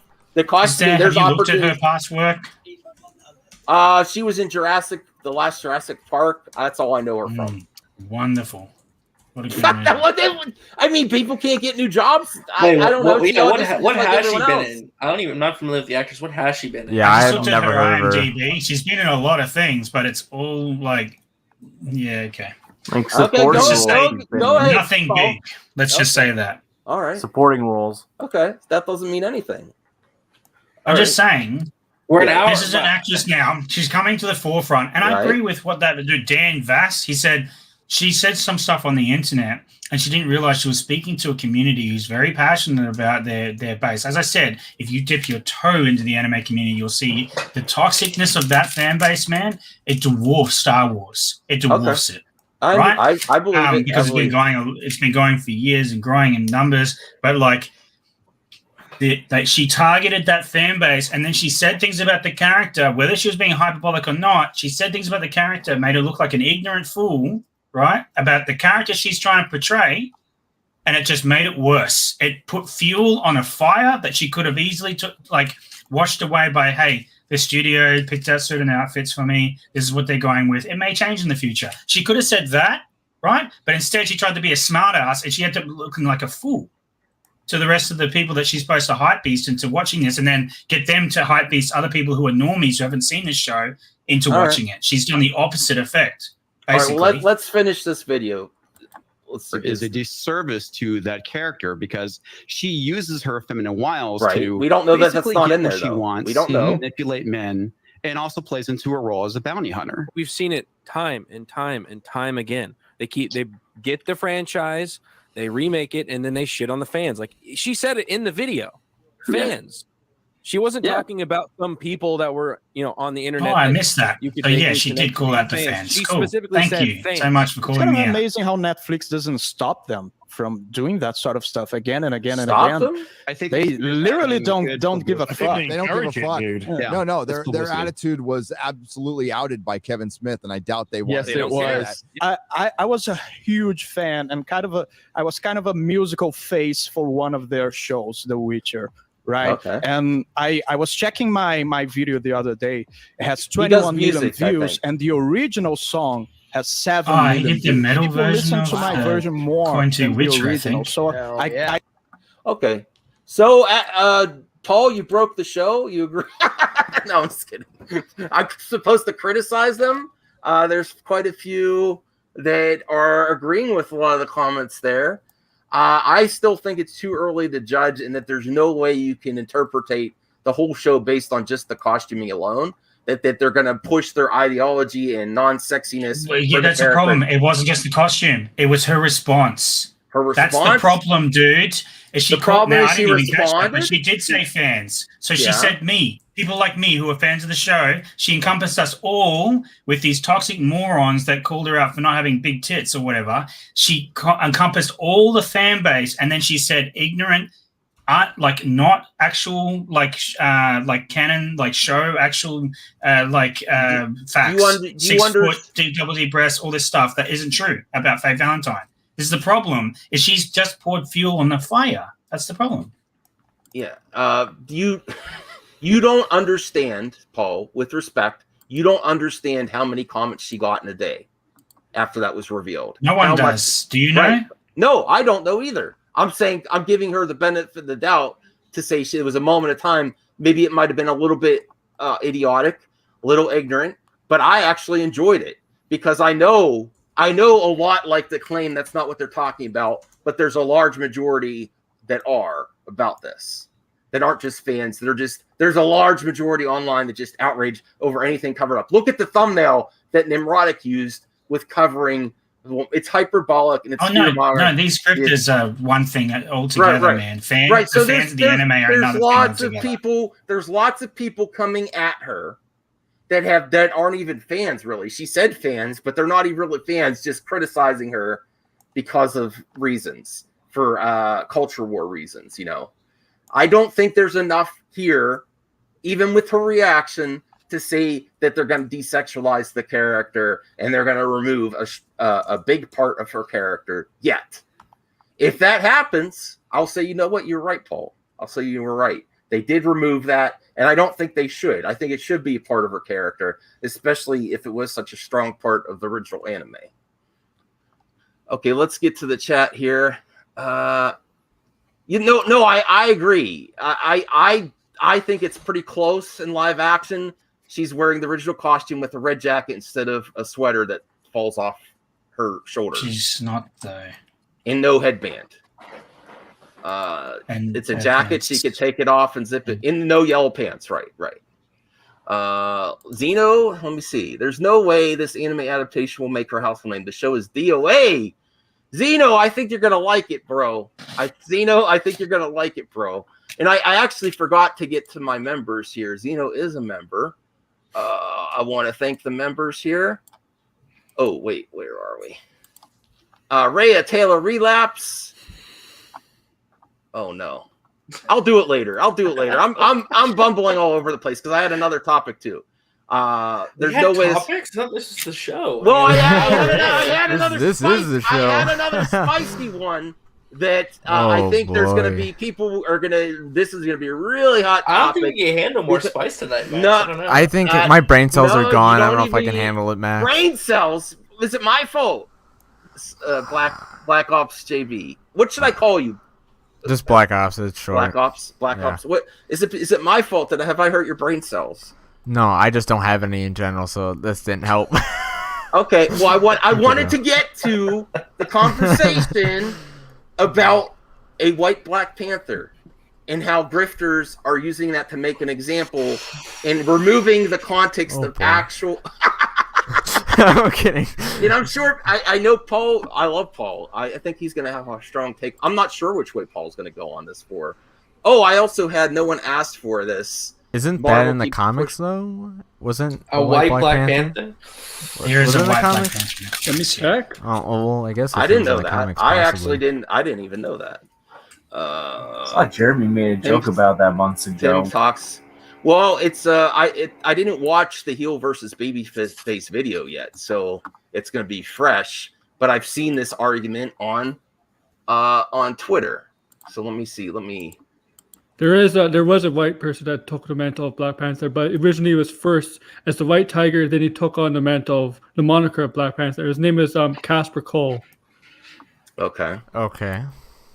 Let me get to this. Wait, was he white though? I don't remember. I don't know. Yeah, he was the White Tiger, but I don't know if the guy was His white. suit was white. I don't know Yeah, if he's the- Caucasian. Yeah, the suit was white. Yeah. I just don't know if he himself was white. Why are He's people African doing and this? Jewish. He's Why are mixed people? Okay, heritage. so let's get to the topic So he's of not why white. people are sharing this around Twitter.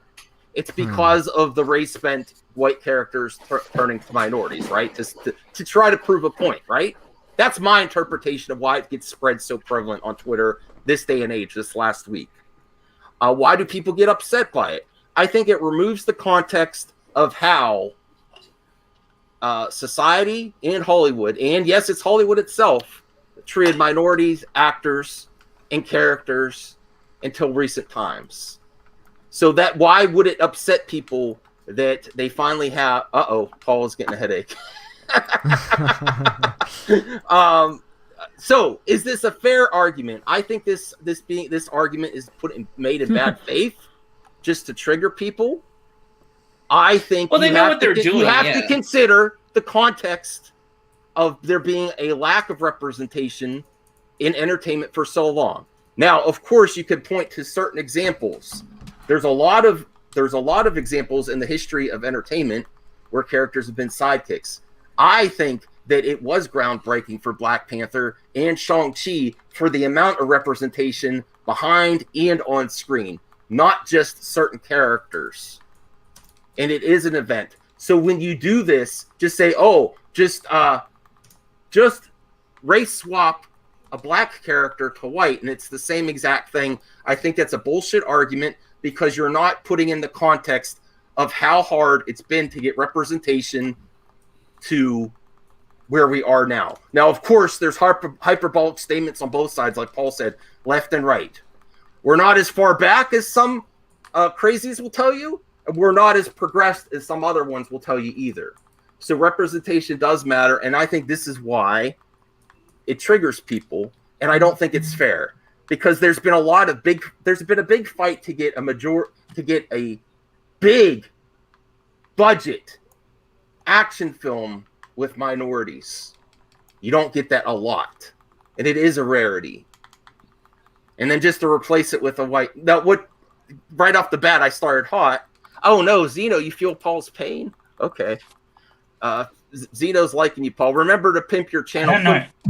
I don't know if he knows what my pain is yet, but we'll see. Okay. Well, let's hear what Babyface, but not Babyface, heel versus Babyface. Can't decide which one to be.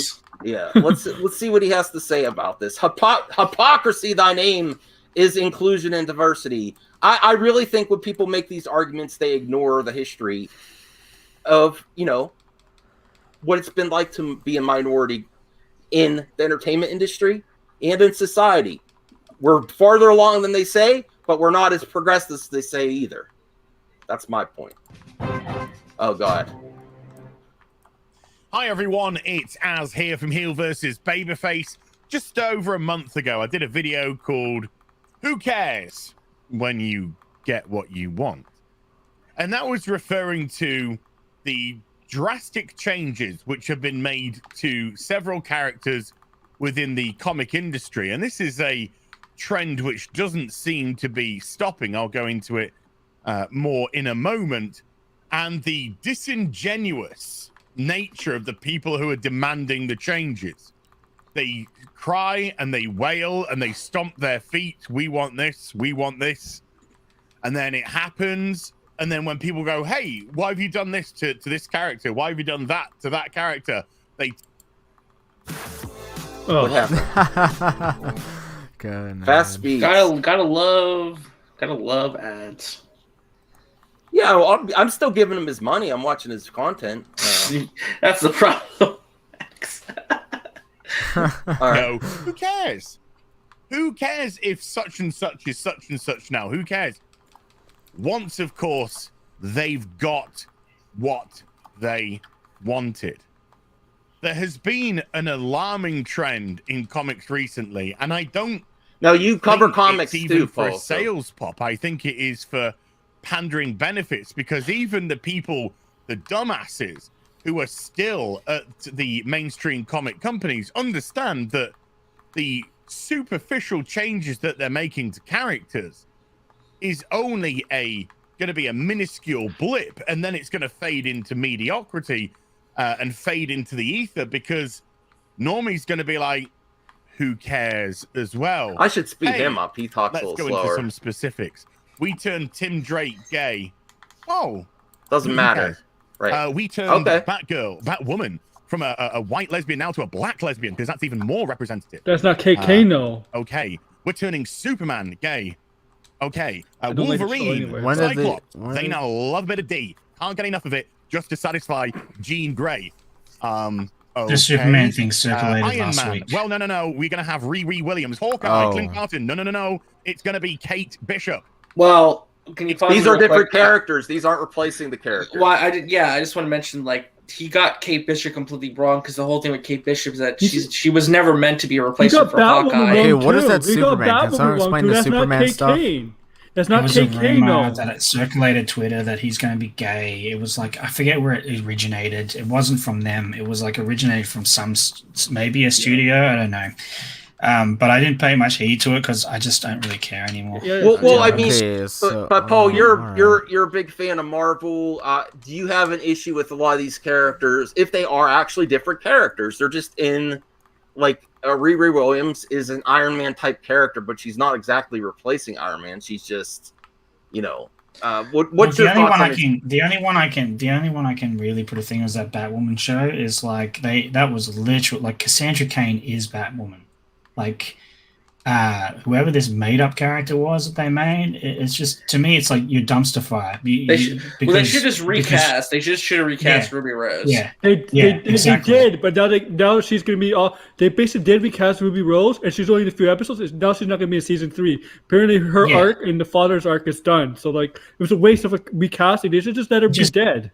And then just end the show, because Batwoman is Cassandra Cain. This is a problem with changing the character. Like, I didn't watch any of Batwoman the first season, and I watched the first episode of Batwoman season 2, episode 1. It is one of the cringiest things I've ever watched in all of my life. Right? There's a speech she gives in the middle of that, going, "I am all the women that had to give their children." Like, it was really bad, and it was clear what the agenda was, and so.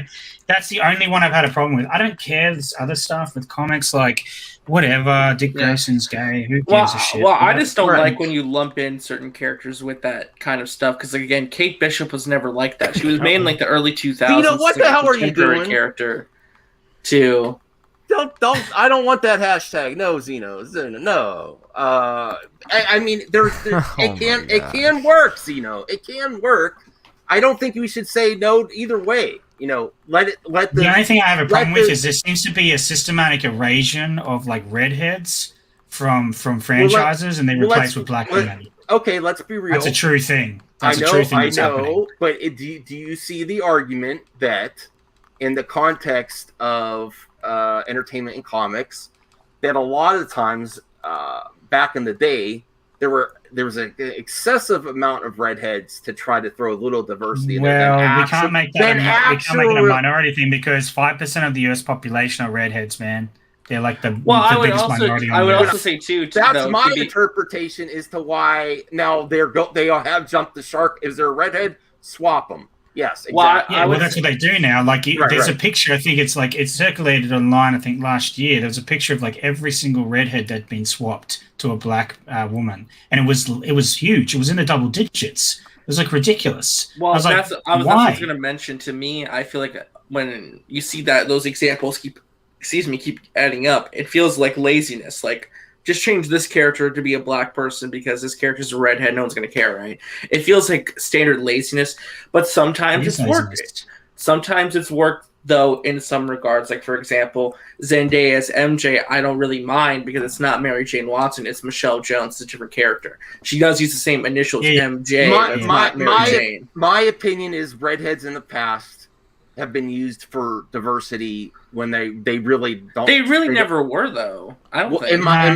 In the cast of the comic books, when it's lacking some other diversity, Now I so do like, think they so like I get the marriage. I don't. But the issue is like I've got bigger issues with Spider-Man than that. Like they've rushed all of his story arcs. They haven't even introduced Gwen Stacy yet for her to die. Like there's a lot of issues with Spider-Man in the MCU as it is. But Mary Jane's the least of his issues. Well, a lot of those issues stem from the fact that Sony and Marvel made certain agreements when they sat down to make those movies. There was just hands of time behind your back. We'll only watch we're not going to watch the full 13 minutes. We'll see if he gets to the point by. I don't like that.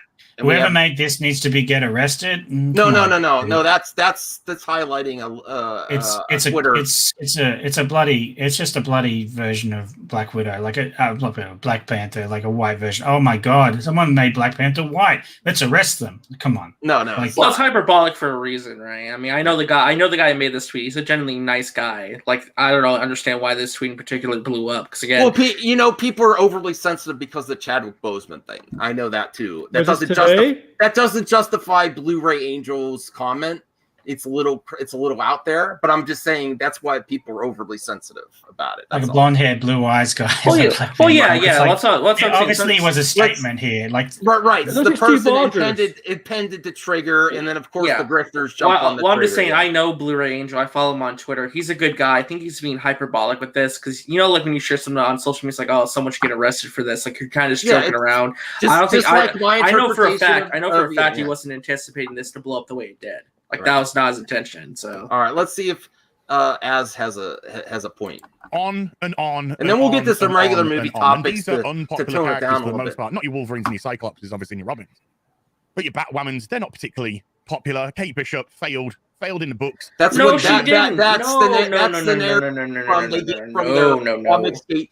Paul, comics creators on the internet. There's only 2 comics that I know that failed where they tried to do this, and it's pretty easy to tell why. She-Thor was a comic that failed because they literally just wrote the Feminist Manifesto and made it onto the comic panels. Read any panel from that; it's ridiculous. It's so badly written. The start of it was Paul's correct. The start of it was pretty bad. It got better towards the end now when they actually focused more on the cancer storyline. They didn't get enough people on board to sell the comic, so it failed. This Kate Bishop thing, I don't agree with that.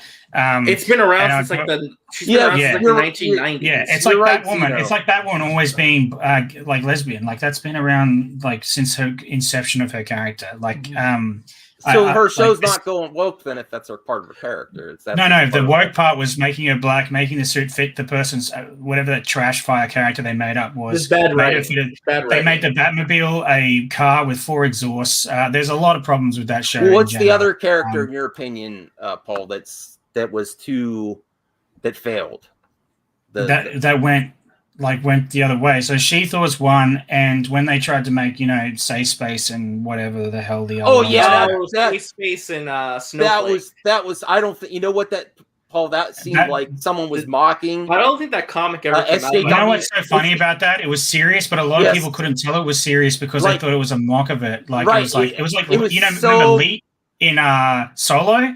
Like Leet was funny because it was like at one point it seemed like it was making fun of SJWs, and another one it looked like it was a caricature of SJWs. Like so you couldn't tell which one it was like actually a brilliant written character because it kind of fit both dialogues really like throughout that movie, both extremes I would say, which I thought was pretty fascinating about that. But did it never come out? Did that never come out? Snowflake. Safe, it got canceled before it began. It never came out. It really did seem like a joke that someone was making fun of SJW comics. But that was serious. But they were serious. I know that's I mean, but that's an isolated situation.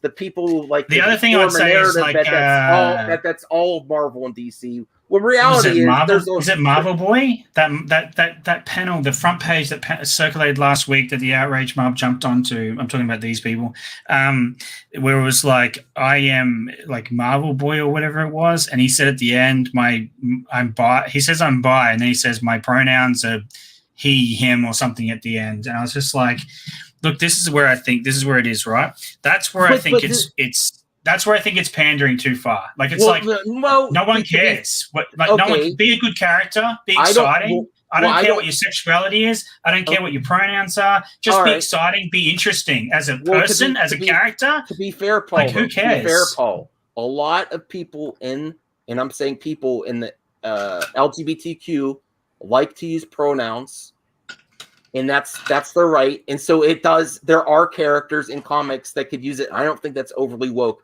because it's real. So do you think the comic is targeting those people, and that's what the fan base? It happens. It's how many people do you know? There's people all over the place that use pronouns. Well, I would argue the only people that use pronouns excessively are on the internet, on Twitter. Like the people that I know, the people that work in this, they are gay, they're a lesbian, like they're whatever, right? I don't care because I judge them on their person that they are. I do too. I don't care what they do in their bedroom, and I don't care what I do in mine. Well, that doesn't mean there's people that don't do that and don't. I know people that. But the hyperbolic nature of this argument is that it's generally online, my dude. Like it's mostly online. It's people that think Twitter is real life. When you interact with people that aren't on Twitter, part of either outrage mob, either the SJW or the anti-SJW, whatever extreme you want to go to, people that aren't outside of Twitter, is it that no one cares. Is it that ludicrous to think that a character that in the comics that is part of the LGBTQ would use pronouns? My pronouns are this and this. Like it's just. What I might be cringe to you, but it could be accurate. It could be accurate. That's not cringe to me. I just look at it and go, "Who cares?" All right. Well, I was going to say really quickly, the issue also ran into is that when you do representation, you need to do it in a way it's not demeaning to the people you're trying to represent. Snowflake and Safe Space, that's an insult to the people who want the kind of representation. A cover like that, like putting it out there like that, it's demeaning. No, I think you need to do a representation organically in a way that like is respectful to the people you're trying to represent. That's the other one I was thinking of. Starfire's daughter, that stupid animation that dropped. Yeah. God help me. When I watched that, it was like I cringed so hard inside. It was like I ate a lemon roll. Isn't that a young exploded inside my stomach? It's not like a comic. It's like a young. If I was a kid, kid reading that, I'd be pissed because it's insulting to me. It's gross, man. It's bad. Right. Let's get to some movie topics after this. Complete failure in her books, usurping all the history that's come before it, and all, of course, done in the name of additional representation. When, let's just call it as it is, identity politics is cancerous. Absolutely. It can be. It doesn't mean it is. It can be. Yes, any extreme can be cancerous.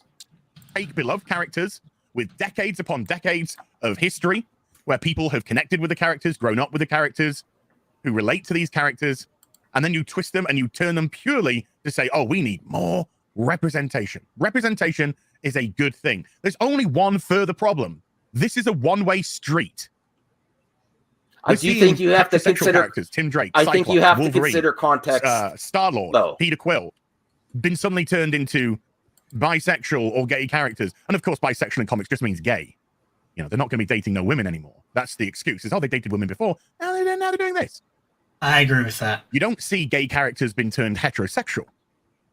You see characters being turned from white to black. If that happens, you don't see characters. Well, there are way more. Let's be real. Again, context of the history of characters and entertainment. There's way more. Just make a new one. Like, Max, do you see the argument here? I prefer of making a new character instead of just like a character that's got canon for like 40 years, for instance, right? Yes. So X-Men's been around forever, right?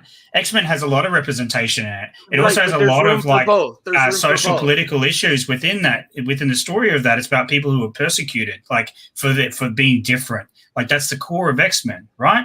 And so like if you think about that, then you have like, say you have Cyclops and Jean together for all these years, right? And then suddenly Cyclops is gay now because we need more representation in the X-Men. Do you see how people would be angry about that? Come on, man. It doesn't. It's okay to say yes. I can see how people. You can empathize with the other side sometimes. Yeah, I don't think there's a reason to flip out. What I just made is I didn't make an extremist argument there. I just made a general argument, right? Right. And I'm not saying I think bad. I think there's. But I feel like you just could make another X-Men that's gay. Like just bring a new character in. But he's strong. He'll survive. What's the real issue though? Writing and execution. If you're going to do it, give us. Writing execution is a big issue, and I feel like everyone. These people dumb down the argument to the most typical political talking points, grifting points, word salad just to get it out there and not actually get into the actual problem, which is writing and execution. And I think if we're going to be fair, we have to criticize writing and execution. Right. Yeah.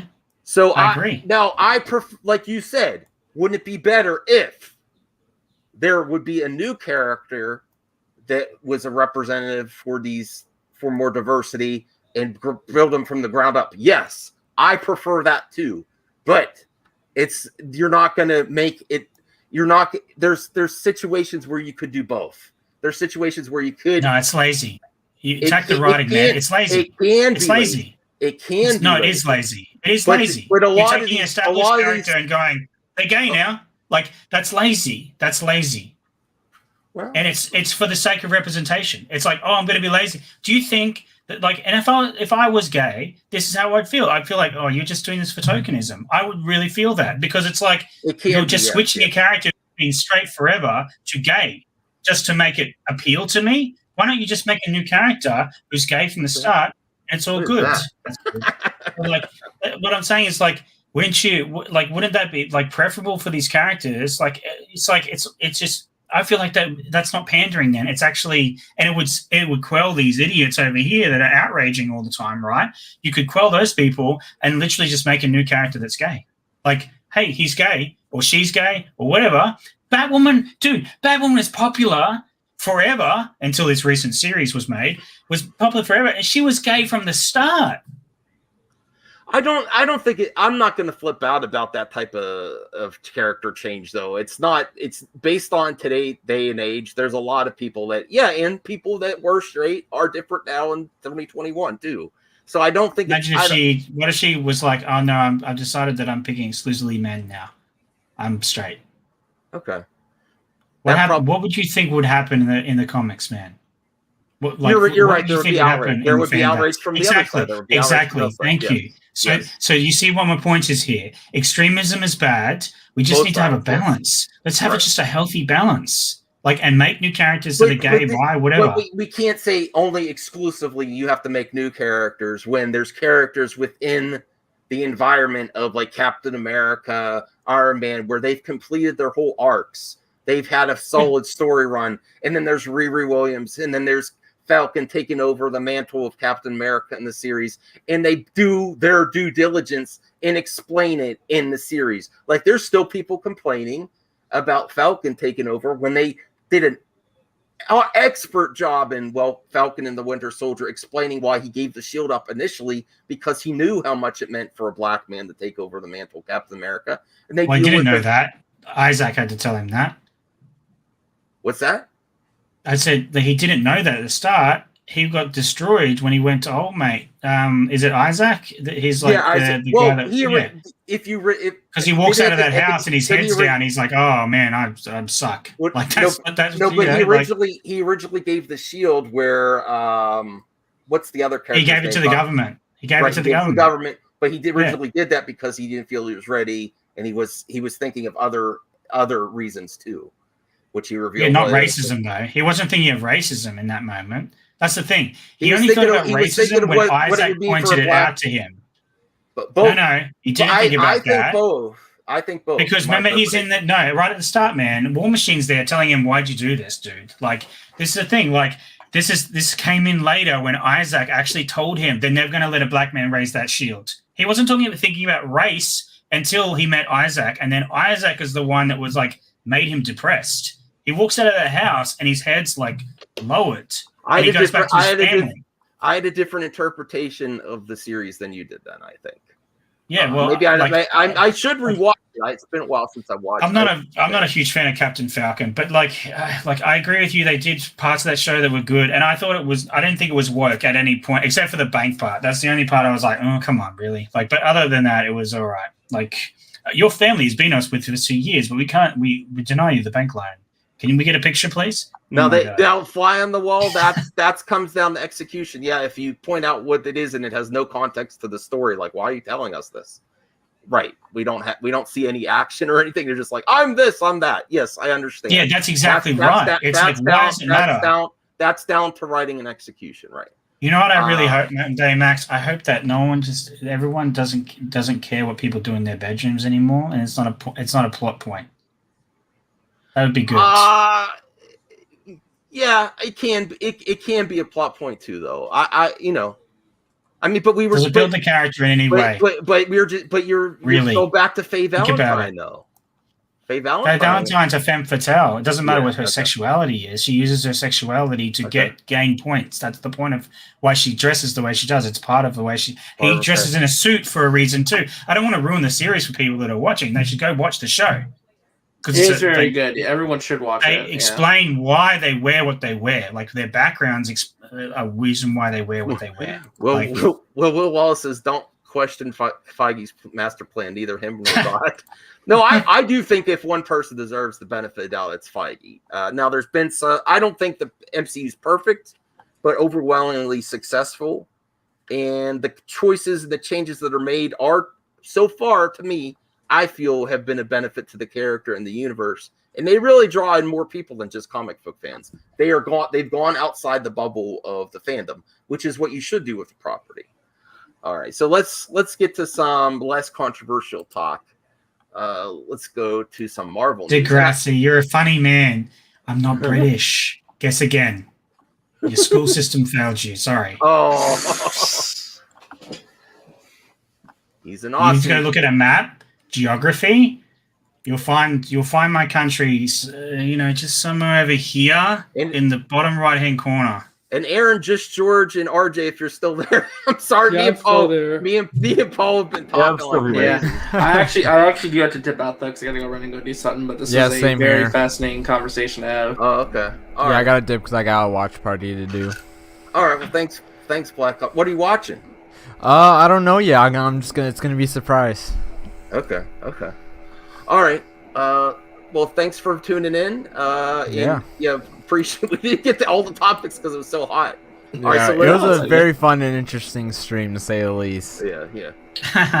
very passionate from Paul. I appreciate that. Oh, yeah, he's a passionate fan. Oh, dude, I love the Cowboy Bebop. That's if you love something, you definitely be passionate about it. Mikey Sutton, I just brought up your article. How did you know? But that being said, like, you don't need to be toxic about it at the same time. You can be passionate about something without being toxic and angry on the internet. Yeah.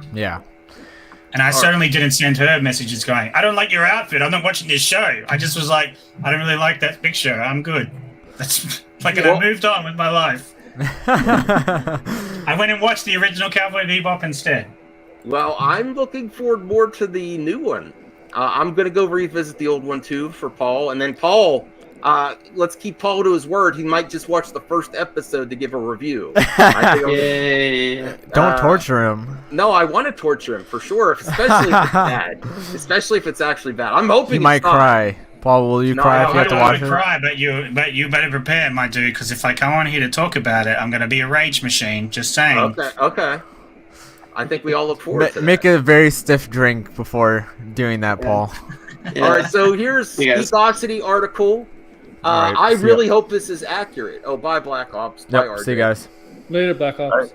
Bye, Black Ops. It's a shame, RJ, because I really wanted to hear what you'd say about. Oh, he left. All right. So here is Marvel Studios wants James McAvoy back as Professor X in Doctor Strange sequel. Do you think they would go this way with Xavier having this version of Xavier? Because there were rumors before that it was going to be Patrick Stewart. No. As much as I love him, don't do it. Do him and Michael Fassbender. Bring them back. They're the best part of First Class. They got their relationship perfect for the X-Men, and I love the X-Men. They got their relationship perfect in that movie. The one scene where they're like, when he helps him turn the satellite dish and he's crying, looking back at Charles. That is what you want in the X-Men, because the X-Men essentially is different views on humanity from two different mutants and how to deal with humanity and their bigotry towards the mutants. That's what X-Men is, one of the cores of that show, and they did it perfectly. And I think McAvoy should come back as Professor X. Now, Mikey Sutton does comment on rumors and sources. So, do you believe this is possible? He's implausible for Xavier to come back, because it is Doctor Strange and Multiverse of Madness. So there's a strong possibility there's going to be cameos. I thought a lot of people were saying it's most likely Professor X. It's Patrick Stewart. Most likely, I think people are saying in the industry is Patrick Stewart is going to be the return. But I thought but I prefer McAvoy. Because I think they can use him more. He's younger. He can do it more, and he's done. Yeah, I love Patrick Stewart, but I feel like his ended with Logan. There was been reports last year, early before the pandemic, that Patrick Stewart's actually met with Kevin Feige about possibly a role in a meeting they had, and we don't know what the meeting is. It's possibly for this, maybe. Well, insiders tell me that Professor X will be introduced as a longtime and trusted friend of Doctor Strange. If that is the case, then James McAvoy would play a different MCU version of the character. In other words, he's not tied to the continuity of Fox's X-Men films. On the chat, Mikey's saying they really wanted Stewart, so maybe they couldn't get Stewart and they're settling for McAvoy. And Marvel's president Kevin Feige admired James McAvoy's work as Professor X when James McAvoy took over the character from Patrick Stewart. I prefer McAvoy over Patrick Stewart, I have to say.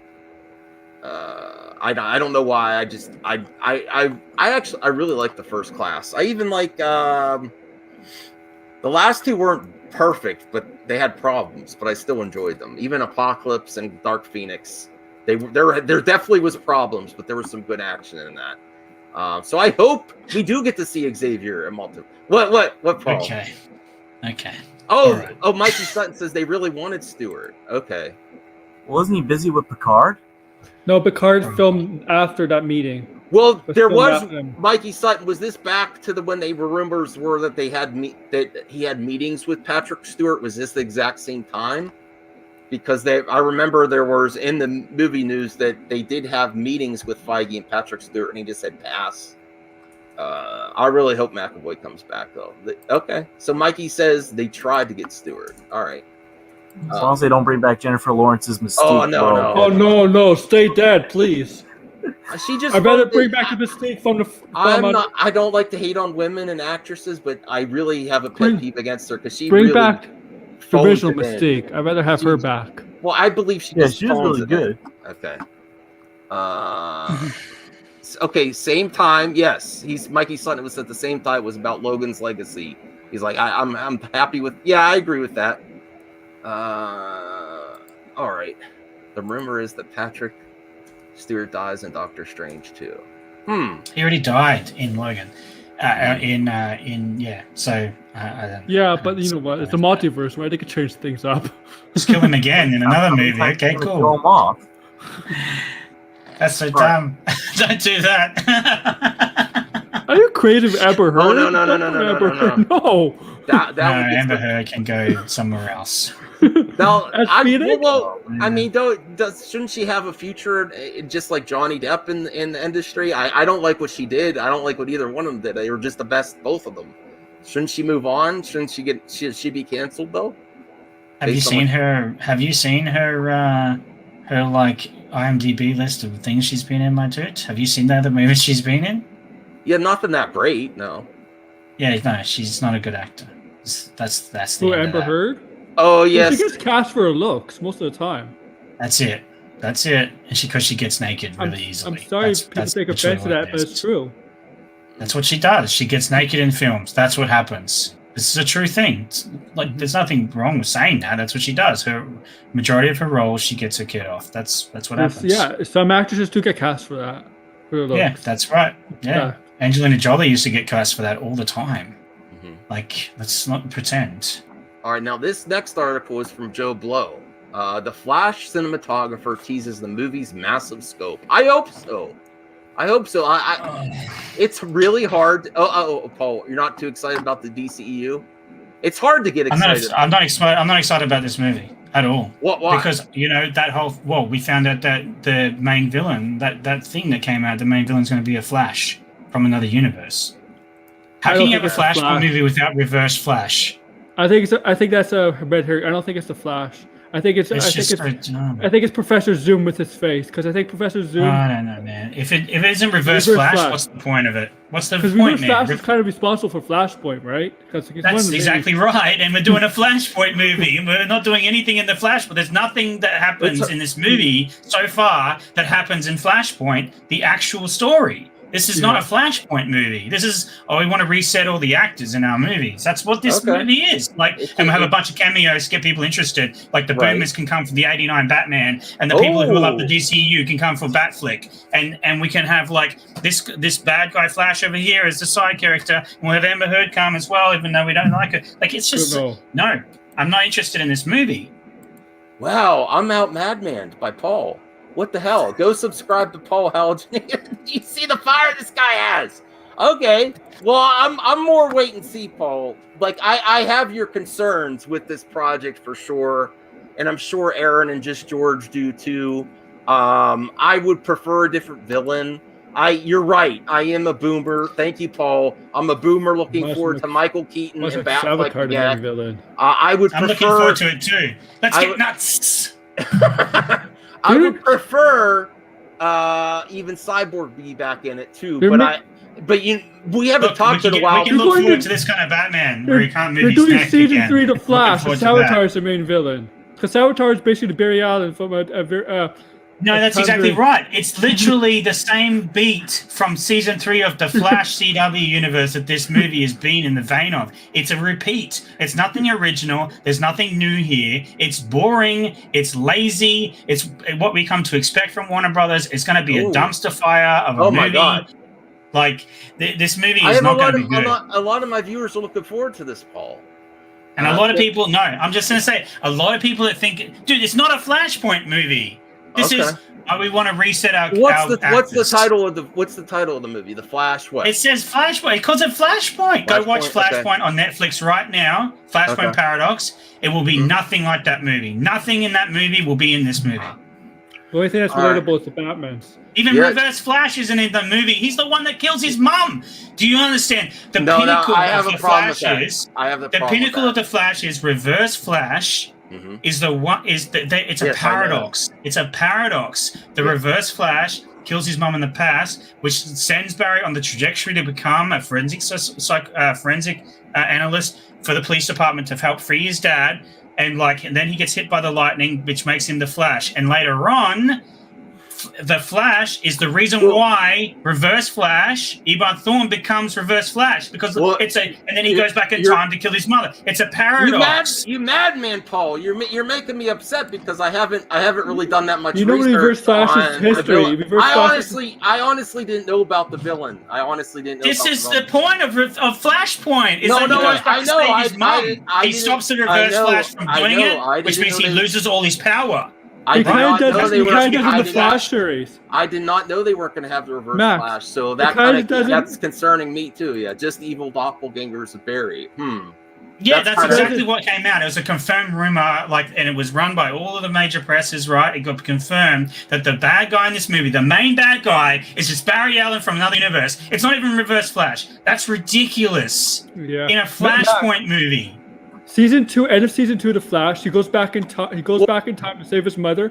When season 3 starts, it changed the whole timeline. Now that everybody else got powers. This is my God. This is so bad. This is Warner Brothers doing the same mistakes over and over again. Let's do half of a storyline. That's literally what they're doing. It's very possible, Paul. It's very possible. Let's do Doomsday. Let's do Death of Superman, but not have the Justice League together yet, so they can mourn him. Let's not have Steel or any other characters come into it. It's just the same things. I share your concerns, but I still want to see it.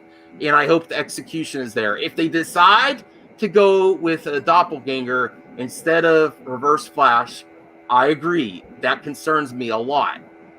And I am looking forward to the cameos. I still want it to be good. I still wanted a Flash movie for so long. I trust in Muschietti. I don't trust Warner Brothers. So it's hard to tell. I'm hoping for the best. This is the litmus test. If they don't go the Snyder way and continue those storylines and they want to go their own path, this is see what you got. This is all in. There's no turning back once this comes out. There's no turning back. So I do share your concerns, but I also want to see the execution and how the general public reacts. I don't like you said, changes just for change's sake, but they have room. They need room to work too.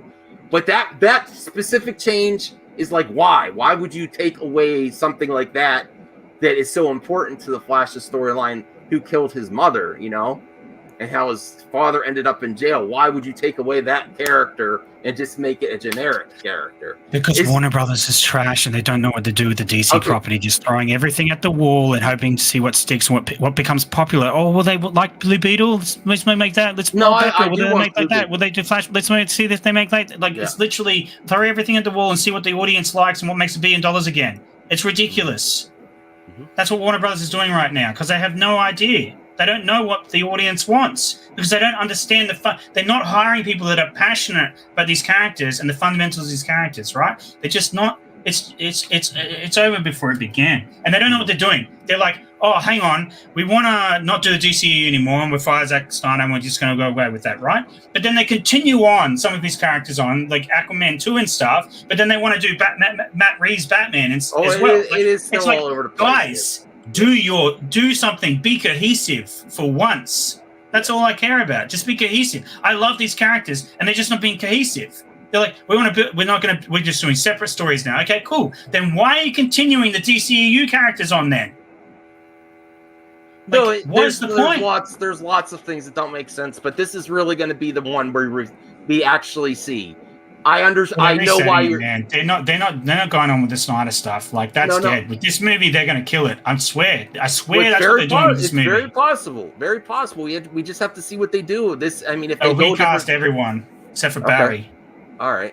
That. I guarantee it, man. I don't even think Wonder Woman 3 is happening. I think Gal has gone with Patty over to Star Wars. Possibly. All right. Last topic of the day, and man, George and Aaron, are you there? Yeah, I'm still here. Yeah, all right. So we got to hear from them too. New footage of Robert Pattinson's The Batman described on geekosity.com. Are you looking forward to this, Paul? The Batman. Let's hear from them first. I've ran. Okay, yes, that's good. All right, so let me read this first, and then we'll get to Aaron and just George. CinemaCon dropped new footage from Robert Pattinson's debut as Matt Reeves' The Batman. It reflected the movie's grounded tone. It's been almost a year now since the first DC fandom event where we got our first teaser trailer. However, since then we haven't seen much more footage. Let me see. Let me try to get to the good stuff. Those who were lucky enough to attend the Warner Bros. Presentation at CinemaCon have already seen some brand new footage from The Batman. Was the screening of the new footage. They went on to detail what was shown. Okay, here it is. All right. Here's the good stuff. Okay. The report described. In it, the film's gloomy aesthetic is in full force as we see bits and pieces of rainy Gotham thrown into chaos. Robert Pattinson's Bruce Wayne broods along the city streets. We get quick glimpses of Andy Serkis's Alfred, Batman beating up foes, explosions, police officers, and more chaos. That's not much new. Except I don't think we saw Andy Serkis Alfred before though, did we? I don't think so. I think a little bit. I think it was dialogue. Yeah, dialogue. I don't think we've seen him. Okay. I felt that we've seen a lot of origin stories. It seems things go further and further into fantasy. And I thought, well, one place we haven't been is grounding it in the way that Frank Miller's Year One does. I thought that's what the Nolan trilogy was trying. Nolan trilogy was grounded Batman. What are you talking about? Nolan trilogy is a different story. This is what Matt Reeves is saying, explaining his view, though. He's saying he's grounding it in a way, but that's what Nolan did because everything that he had, he even made the bat capes practical in that movie. Like, well, this is what everyone says when they make a new Batman film. Is we did the Year One. Right? We're doing a different take, but it's kind of the same. Yeah, that's... Come right to young Batman, not being an origin tale, but referring to his origins, shaking him to his core. You can have it be very practical, but I also thought it could be the most emotional Batman movie ever. Okay, so I don't think he's a rookie. I don't think he's a rookie. I think the difference is that in the Nolan trilogy he was basically a rookie. In this movie, I think he's like a 2-year veteran. Like so this is year 2. This is year 2 Batman. Like Batman Begins was year 1. Yeah. Mm-hmm. Like yeah. Protoss X the DC needs to die. I don't know what the answer is. I agree with you. I actually agree with Protoss. They need to just stop and start again. Recast everything. Go from the beginning. Make Superman, make Batman, make Wonder Woman, make the Trinity, make Aquaman, make the Flash. Do like a Green Lantern. Bring them all together. Do a Justice League movie. So you know what? People hate on like MCU or whatever, but their formula for how to do a team-up movie is one thing I think DC should take from them. Not the same quips and all the rest of it, but the way that they do their team up, where they did the original movies and then they did a team up movie. That's how DC should be building their universe. All right. You get all the normies on board for that too, by the way. I think that's about all I got in for me tonight because we've gone over 2 hours. I can't do 3-hour streams. I get tired. Dude, I did a 9-hour stream once, my dude. Come on. No. That's not me. So, Paul, you're very passionate. I believe you're a genuine fan, unlike some people in the game. I'm not saying everyone, but I believe your place is your opinions are coming from a genuine place of fandom. So I appreciate your points of view. Talking about DC or like anime or just in general? In general, if you really feel that you can't comment on it, you're like, I'm not much of a fan. I believe you're being genuine across the board. Yeah. I won't comment on something that I haven't seen. That's stupid. Okay, so tell them where you can find you, and I believe someone pimped your channel. Yeah, I think it's Zio put it in there. Yeah. And then Aaron, that's there. Same as my name. And just George will get to you guys. I'm sorry it's been a little more quiet tonight, guys. Josh, Joker did not originally kill his parents. That was just in the '89 Batman. Yeah, that was '89 Batman. No, it's not true. Yeah. Yeah, I think Burton got flack for that. Yes, he did. Wow, Xena's really on it. Okay. Aaron, any final thoughts? You're planning a watch party for some wrestling soon. You like wrestling, Paul? Yeah. You talking about WWE or something? AEW, any wrestling? Yeah, no, I haven't watched any wrestling really. I used to watch it maybe when I was a teenager because my friend was writing when it was WWF back then. But yeah, I haven't watched it. I'm trying to get into it a little bit. Yeah, AEW, not WWE. I liked Kane. I just liked their costumes and their cool names. I remember that when I was a kid. I just liked the cool names and their costumes and their intros. So check out Aaron World Order on his YouTube channel. Just George, how you doing, Just George? I'm hanging in there. I'm doing just fine. Okay, you recently put up a review on your channel. What did you review? I can't remember. Free Guy. Free Guy. Did you like it? I know. Go check out his review. Okay, I do want to see that. Very, very pleasant surprise. Yes, I posted it late last night because where I was living, it was like thundering and the power went out for a few seconds. So I didn't want to be filming my review or trying to upload it and have the power go out. All right. Well, so go check out Just George's review of Free Guy, which I'm looking forward to. Paul, have you made it to the theater for anything recently? I think my first one is going to be Shang-Chi. I think that's where we'll end it. What's your thoughts on Shang-Chi? I think it's going to blow it out the water. Shang-Chi? Yeah. I don't know, man. I'm kind of like, when it comes to comic book films, I'm kind of like a little bit, over it, to be honest. Yeah. Oh no, you sound like my man Brian. Widow kind of reinvigorated me. I really enjoyed Black Widow more than I thought I would. That's the last one I saw at the cinema. We were locked down. All of Australia was locked down during the release of Suicide Squad, or The Suicide Squad. And just to talk about Warner Brothers Ineptitude again, they didn't make any deals to stream it in Australia with any of their streaming services. So you can guess what was the most pirated thing that weekend. So they lost out their money there because no one went to see it at the cinema because we couldn't. But that was irony at its best. But Shang-Chi, look, if we talk about martial arts movies, The Raid's just has ruined me for martial arts movies for the rest of my life. Nothing's come close to that. But yeah, I'm gonna watch it. Like every movie, I try to go in there with an open mind and try to just be like, it's like I go in there trying to just expect the best out of it, and then it just gets to be disappointing or better than average. I'm kind of excited. I'm kind of not. I don't know. It really depends. I'm more excited. I'm more excited for Spider-Man than I am for the other ones after that trailer hit. So, Eternals is the least excited I am for a movie this year, and then Shang-Chi's probably second in the ladder. And Shang-Chi's going to be my first film that I see in the theater since the pandemic started. That's the first one. It's a big one then. There you go. I really am looking. I like the actor. I like that I don't know too much about the character. I am getting that Black Panther vibe just because I didn't know much about Black Panther when I went into that. Even though I knew about him, I just didn't really delve deep into him, and it was just like taking me to another world. The action looks amazing from what I've seen. So,